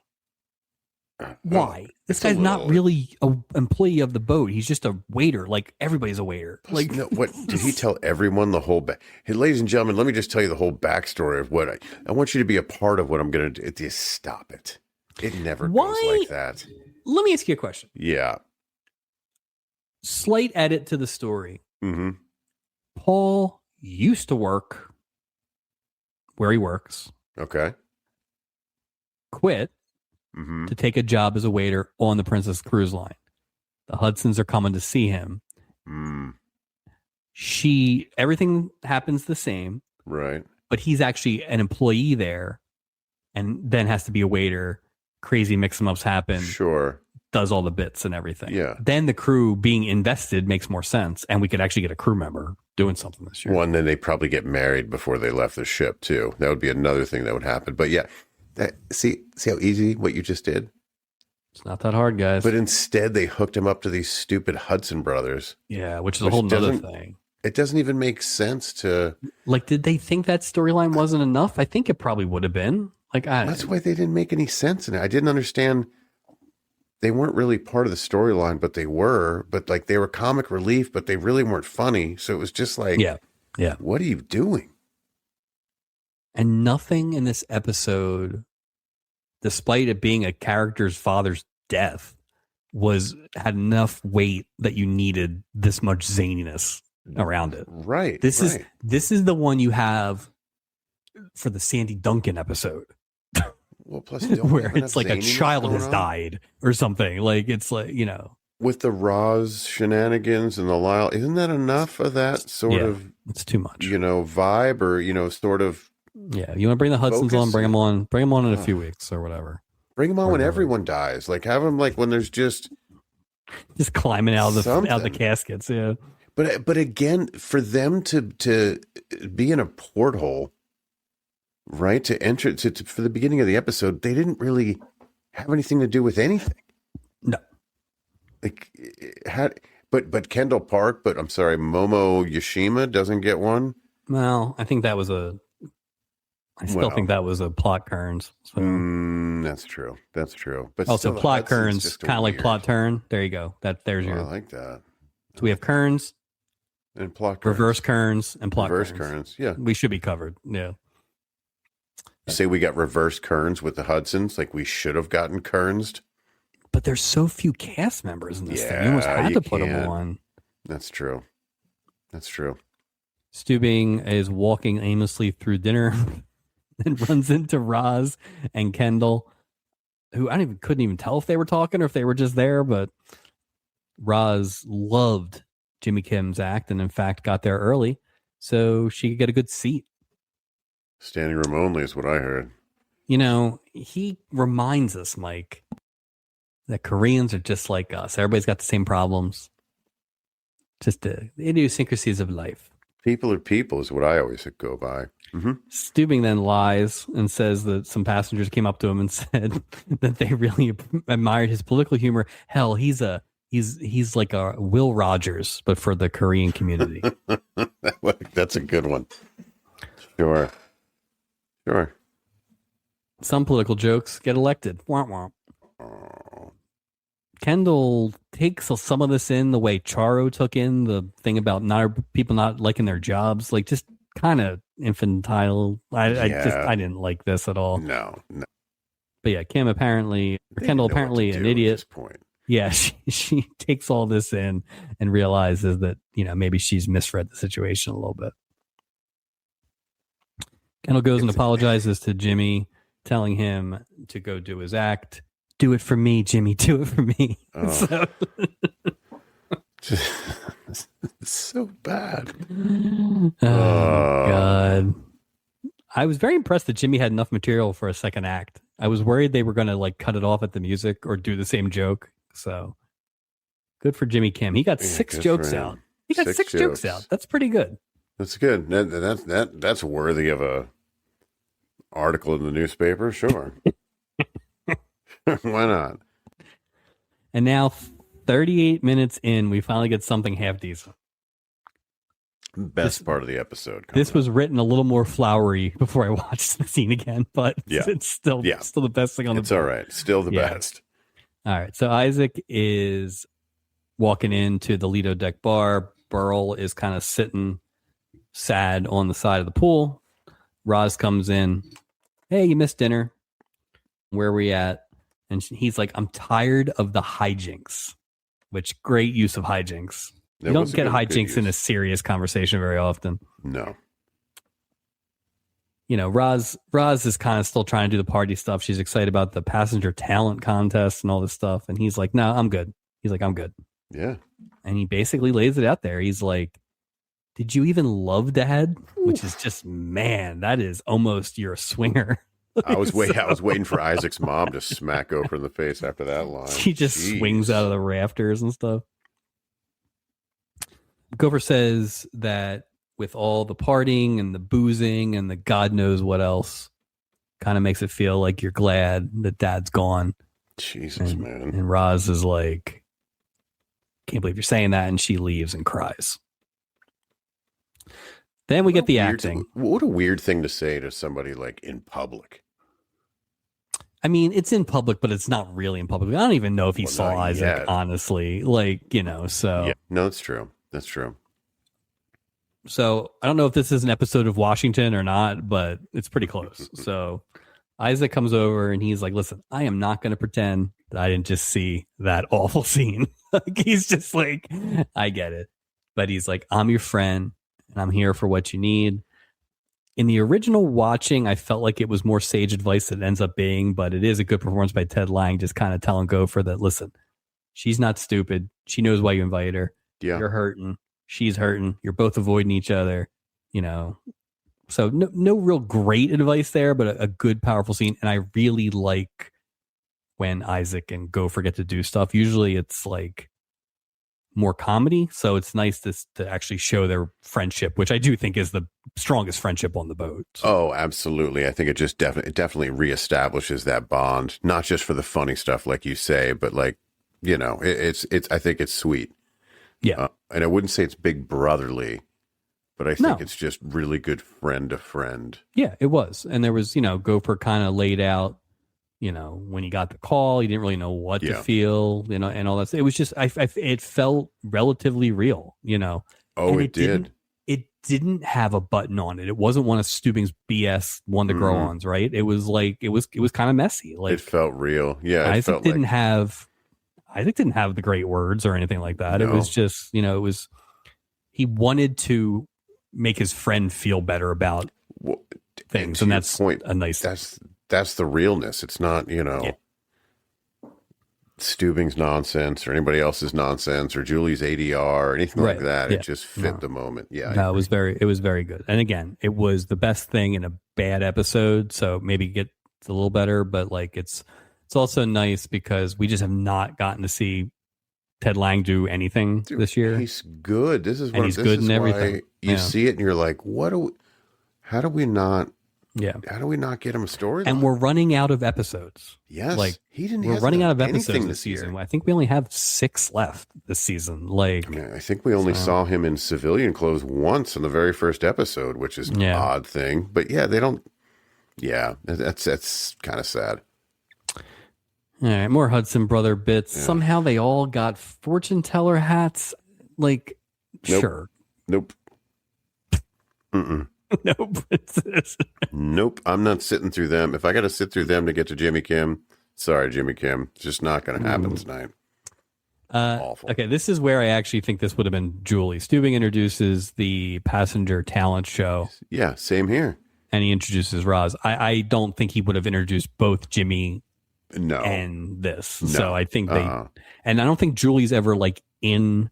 Well, this is a talent show. This is like representing this cabin. Like it wasn't like here are real performers. But you never see Julie in like one of those reaction shots, right? Like in the back of the. So I think you only saw her in the beginning and the end, which is obviously like the same tape. And then the weird Seagull Island. You know, it was weird. I don't know what's going on with her either. It's unfair because obviously we have the perspective of time, but it is noticeable regardless of the why. It is like it does stick out. So. Things are starting to happen now, but it's inconsistent. She was like great a couple weeks ago. She really was. But then again, is it just? I mean, who knows? I guess we'll see what happens the rest of the season. Yeah. It is funny, the more we watch these, and I think some of it is the physical and some of it is the role itself and whatever, but it almost just doesn't even feel like the same character anymore. It feels like a different, like season 2, after the season ended, Julie was replaced by this other person. Like that's really what it feels like. She's just not as warm now. Yeah, it's just not as engaged. It's just different. Yeah. Before Roz can start, the piano starts up, but then Gopher shows up, and that kind of stops her in her tracks. Then Gopher comes over. The poor piano guy has to keep starting and stopping and starting and stopping. Are you going to have this conversation in front of everybody? Yeah. With an open mic? Yep. Well, the good thing is Gopher decides to apologize with the first few lyrics of You're the Top, which just happened to be the song she was going to sing. So it all worked out. Well, look at it. All worked out well. Yeah. And we get a decent rendition of it. Kind of short. I was actually surprised. Especially when they... when her and him do something together. I agree. Like and when they turned up the echo machine, I was like, oh, we're going to get a long one. And this was... She was holding that mic down by her ankles, man. She was singing. For as bad as this episode is, and as nothing as this episode is, we couldn't get more than like 25 seconds of her singing. And we had room, but they wanted to show like bikini girls instead. Yeah, or we got to get more Hudson brothers. Jeez. We need to have a conversation about the just sheer volume of Fred Grandy singing this year. I don't need a mic, Fred Grandy. Yeah. When we are doing the stubbies, it's not in the category listing because I don't think we ever had it come up. Like, does it have to be one performance? Can it be a weight of all performances? Like, he's just been prolific. You know, that's a good, well, because I know if it's musical performance, right, instead of musical performer, I think that's exactly. the only I agree. issue there. Yeah, so it's going to be hard. But again, it's not been a great season. Like he's in the mix clearly multiple times. Yeah, that is true. We've never had this come up. Like everybody who had multiple songs was in the same episode. We've never had a cross episode. Tune in. Even the same character had 2 different songs by 2 different characters, but the same guy, the Phil Backstrom. That's true. Deacon Dark in the same episode, you know. Tune into the Stubbies in early May to find out the thrilling answer for that. All right, let's get the hell off this boat. Act 5, Jimmy and Kendra say goodbye to Doc and Stubing. Turns out that somebody else is going to have to write that article because you can't write an article against your husband. So they're getting married, which is quick. I think. Also, the United News Service is getting dicked over with their budget here. If you want to just get married, what are you doing? Like, stop acting like you're writing an article. Like, where's the integrity? Like, you have to quit now. You can't work anywhere. Well, at least finish the article. Well, you can't write the article now. Well, how are you getting married already? How are you hooking up with somebody you're writing an article about? You have a better understanding of the jokes, and you realize it's just about poor people. Ugh, Kendall Park is the worst. No integrity. No integrity. None. This wouldn't fly at Scuttlebutt. That's why I shouldn't work for him. That's right. Steubing mentions he always wanted to be a comic, and that cracks up Doc. Poor Steubing. Poor Steubing. After more Hudson nonsense. All right, Lila comes out. She called her dad because I guess they don't have phones in, because they're from the East Coast. They have to fly back to New York or Philly. Hey, what's going on? Yeah. Hey, Lila, what's going on? 215. It's terrible. She calls her dad, and then she comes out to tell Paul, guess what? I told my father all about you, and he's going to support our restaurant idea in Philadelphia. Where did that even come? What? So I guess in the previous night, maybe the pre-Moonlight no telling makeout, what he said. They were talking about it. Yeah, but no, he wouldn't have. Yeah, that wouldn't have made sense because he probably wouldn't have talked about restaurants until this all happened last night. Whatever. She's so full of, imagine if he's like, I'm more of a New York guy. I'm not really a Philly guy. No thanks. I'm a Giants fan. Plus, you're a waiter. Unless this is a Jack Tripper situation. Like he thinks he's going to be a restaurateur. Oh, you're a secret chef. You're a waiter. You're not even the maitre d'. You just want a restaurant to go work in. Philadelphia restaurants that opened in 1980 include a couple that are still open today. Sang Ki, which is a Hong Kong restaurant in Chinatown. I believe we both have eaten there. Yeah, good. Pete's Famous Pizza, which is on North 21st Street, just past JFK. I don't think I've been there. I think I've been by there. Been by there, but I don't know that place. Yeah. Among the places that opened in 1980 and are currently closed, Cafe Nola, Rog, and the Midtown 4 Diner. So shout out to the Midtowns. I don't know which one they opened. I'm going to assume they opened Frog. That seems like so. Interesting. Yeah, because that doesn't even match up. No, he never talks about the aspirations of being a chef. For it to be a plot point at the end that wraps it all up. Imagine Paul's like, what are you talking about? So I guess she's calling her dad to set up a ride for when she gets back to Philly. If she's flying into Philly, I don't even know. I don't know. Take the train. Take the train, you snob. It's right there. Where Philly is. Yeah, stop it. Lyle says his goodbyes, and boy, he needs a vacation from this vacation, Mike. Oh, goodbye. Goodbye, Gene Rayburn. Goodbye. Gopher and Roz say their goodbyes. And luckily for Roz, she does not make arrangements to see Gopher on Mother's Day. Roz tells Lyle to get old move on, so I guess they're an item now? Like, I guess that's sticking. Oh, God, can you imagine that's your father-in-law? Oh, God. Stepfather, not even father-in-law. Worse. Yeah, even worse. And then she tells Gopher to chow, big fella, which offends Gopher. But not as much as this whole thing offended me. That's the end of episode 70. Oh, it was a rough one. This was not good. I'm going to take a drink of water. I'm from Philadelphia, not like Haley Mills. I will have some water, and then we will be back with Pills and a recap. So, Mike, you can vamp for 5 seconds. Yeah, I will say this. Look, we know what the project here is to watch and discuss every Love Boat episode ever.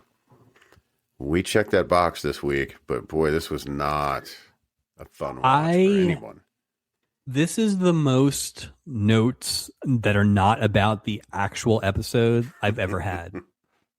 Like, I knew I was putting the ratings thing in. I stretched it. I stretched out the Vicky thing. I had to look up restaurants from 1980. Like, it was just like anything to not talk about this thing, because this was not good. We could have ripped through this thing.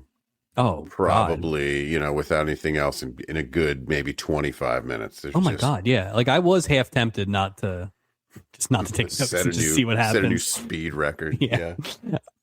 Best is the two-parter Dallas Cowboy Cheerleaders. Worst is the Charo episode. I still think the Charo episode's worse, but I'm not married to it. It's the conversation we always have. One that makes you angry. One that is so infuriatingly boring. Like this was inoffensive. Yeah, it wasn't. It was just stupid. Well, let me ask you this. If you had to watch one of those episodes again, which one would you be able to stomach? I mean, I don't think I could watch this one again, but I watched it 3 times. So, well, you know what it is? The Don Adams, Juliet Mills part of the Charo episode is better than anything. Yeah. Because even the Isaac thing, which is great, is like 90 seconds. Right, it's not quick. that long. I mean, yeah, that's a good way to frame it. So I'm not sure. It's bad. It's really bad. It's really bad, and it's silly in all the wrong ways. All the ways that last week's silly was good. This week's silly is bad. Maybe we're just too close to the sun right now to make this determination. Maybe I think they're both going to be. Let's say they both are. Yeah, we will carry them. Figure it out. We will carry them both ahead for the rest of the season until we have one that's worse than both, which is totally possible. It can't be. I can't imagine there's an episode worse than this one coming. I mean, we've had it's the both 20s again. sides. Yeah, we've had both sides of the coin, I think. Yeah. At this point, like they're, so yeah, this was a new flavor for us, which was boring but wacky. Like the Funicello one was just boring. Yeah. The other one was like annoying. It's just, it's if we had the Funicello episode and you threw in the Hudson brothers, maybe you'd have something similar. But this was just God, not good. Yeah. Not good. All right, Captain of the Week. Oof. For me, I said Gopher because he sang. I don't know. Not a lot. I wouldn't say any of the guest stars would get Captain of the Week. I would, you know what? I'd almost actually hold on. I would give it to Isaac. Yeah, that's actually what I had. He gave me 90 seconds of yeah. Not, I had that, and I thought he was good in some of the other quick stuff or whatever, but like the blindfold drink thing, right? But if that's the highlight, if that's the Captain of the Week, like.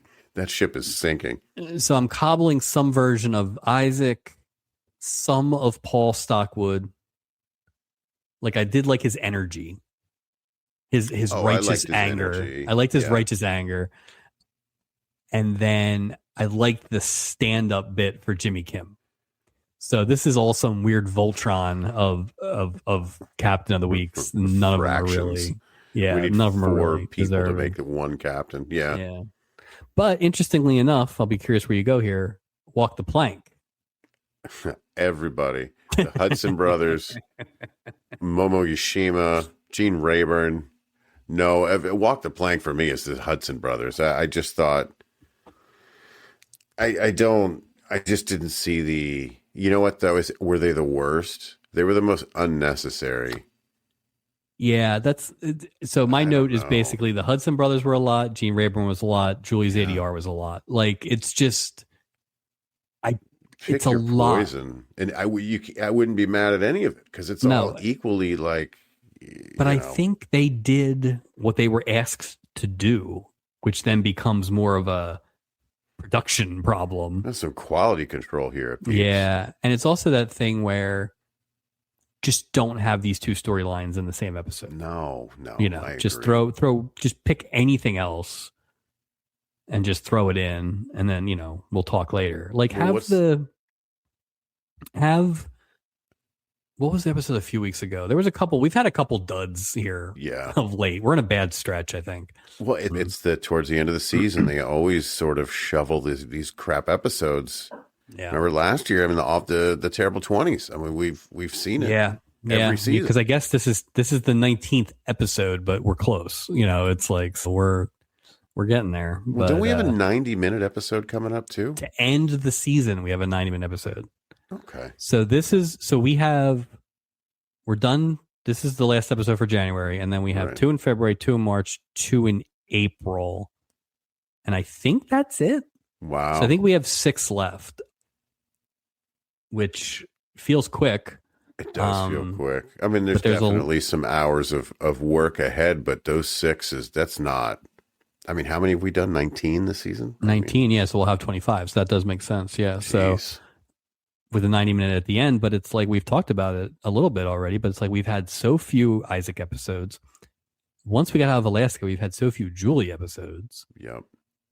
This was a Gopher episode, but I came into this once I saw the synopsis thinking, okay, this is going to seal the stubby for Fred Grandy. I 100% was thinking that too. But that didn't he didn't grab it. He didn't grab it. No, that didn't happen either. So if anything, I think he lost a little steam, to be honest with you. Yeah, no, it went back a little bit. So I'll be just curious. Because you have repetition doesn't mean they're solid I mean, if you look at total screen time this week, I think Isaac made the most of what he had sort of given to him. Yeah. And this should have been Gopher Showcase episode. Yeah. When you think about last season's was. Well, and when you think about the best thing we've seen anybody do this year was that Spider Serenade one. Yeah. He just needed to do like half of that, and he probably would have been, so interesting. Yeah, I don't know. It was just a disjointed effort from everybody. It was weird. It was a weird bad one, which I was surprised because I don't think looking at the synopsis, I don't think I would have thought it would have been bad. It was like no Doc, no Julie, no Vicky. No Stubing, really. Very little Stubing. And some of the Stubing was doing Julie's job. Right, exactly. Stubing was playing Julie. So yeah, I wouldn't be surprised if there was some stuff behind the scenes that caused a little bit of it, because we knew. It was a mess. And yeah, if we probably will never see the Hudson brothers again. So good. Good day, Kendall everybody. Park's newspaper. I don't think we'll ever see that thing again. That thing got shut down after this. The United News Service. Yeah, it's gone. Been gone. Whose bright idea was it to assign a hard news reporter to do a puff piece? Look what happened. Look what happened. They fell in love and got married. Now you don't have an article or a journalist. That's what happens when you dare to tread on make-out railing. Good Lord. That's that romantic moonlight. Get you. That is true. Anyway, that's Tittles and a recap for this week. Plugs, hitting season Patreon, absolutely hammered. This is the Phillies podcast you need. Grab your bat, your cap, your Phillies pride, crack open a beer, and enjoy a weekly Phillies happy hour with Chris Jones, Justin Clue, and our very own Mike Robertson. Check out Absolutely Hammered on the Hitting Season Patreon. Check out our audio podcast everywhere you find your audio podcast. Please hit that subscribe, hit that like button, and leave us a review. They really go a long way. Check out our video podcast on YouTube as well. You can also find us on Instagram and Facebook. Look for weekly reels and updates. No mail this week, Mike. So we're going to look ahead to next episode. I actually don't know what next week is. I'm curious. Nuns, sex therapists, and pushy moms next episode. God. But I also feel like next episode is a bit of an all-star game. Oh. We've got Artie Johnson, Stubby winner. Stubby winner. Maureen McCormick. Stubby nominee. Audrey Meadows. Stubby nominee. Yeah. Wow. So some high cotton right there. I'm excited for that. Well, good. I need a palate we can cleanser. Bounce back from this thing. I mean, if you look who's involved next, I mean, come on, Artie Johnson's been great in everything he's been.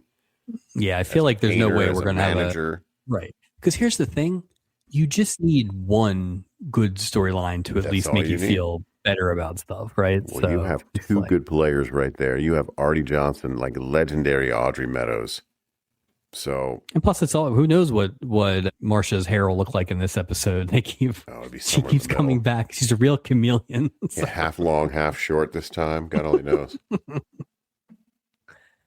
Well, that'll be next week. Unfortunately, this was this week. Terrible for a milestone. I feel bad. I'm like, for big milestone, episode 70. 70, right? Like I feel we need like to the write zeros, it in lowercase numbers. It's just. I want to say the zeros have been good, but I don't know that for sure, know. to be honest I with don't you. know. So This was I gotta hope this is an anomaly. yeah. Oh God, no, I can't do 6 more of these. So, but this is what happened in season 1, especially. Yeah. Now, if you remember, last season we had a few bad ones towards the end, and then we rallied and finished strong. So maybe we gotta hope the same thing's gonna happen. Imagine if that 90-minute one is just a slog. You're just in quicksand for 90 minutes of just. Well, it's like then we have that one, and then we start the season with a 2-parter in season 4. So it's just like there's an opportunity to just sort of like hire a third host, let them do these. Well, yeah, hire a research team, perhaps that would be nice. Then we could just come on and talk instead. Yeah, we just talk, and then just yell like, "Where's my notes?" We could be like that. That'd be awesome. All right. Well, thanks for putting up with this one. This was not a good one, but we didn't make it.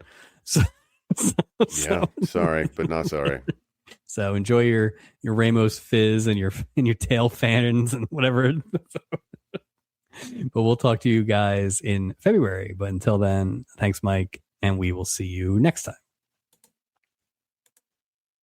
Hi, everyone. It's Fred Grandy. And I'm Ted Land. And I'm Jill Whelan. And you may remember us from your favorite TV show, The Love Boat. And now we're back together and ready to embark on a brand new adventure. Each week on the Love Boat podcast, exciting and new, we'll be joined by old friends, favorite guest stars, and more to share stories from our time aboard the Love Boat. And let's be honest, anything that pops up into our heads. We have too many stories to tell. We've had so many amazing guest stars on the Love Boat, people who became lifelong friends. And so, we got together with some to laugh, to reminisce, and to swap stories about life on set and the bonds that still bring us together decades later. Friends like Loretta Swit and Jamie Farr, Cynthia Lauren Tweez, Morgan Fairchild, Jimmy Walker, and more. We can't wait to welcome you aboard. Listen to the Love Boat podcast every Saturday wherever you get your podcasts.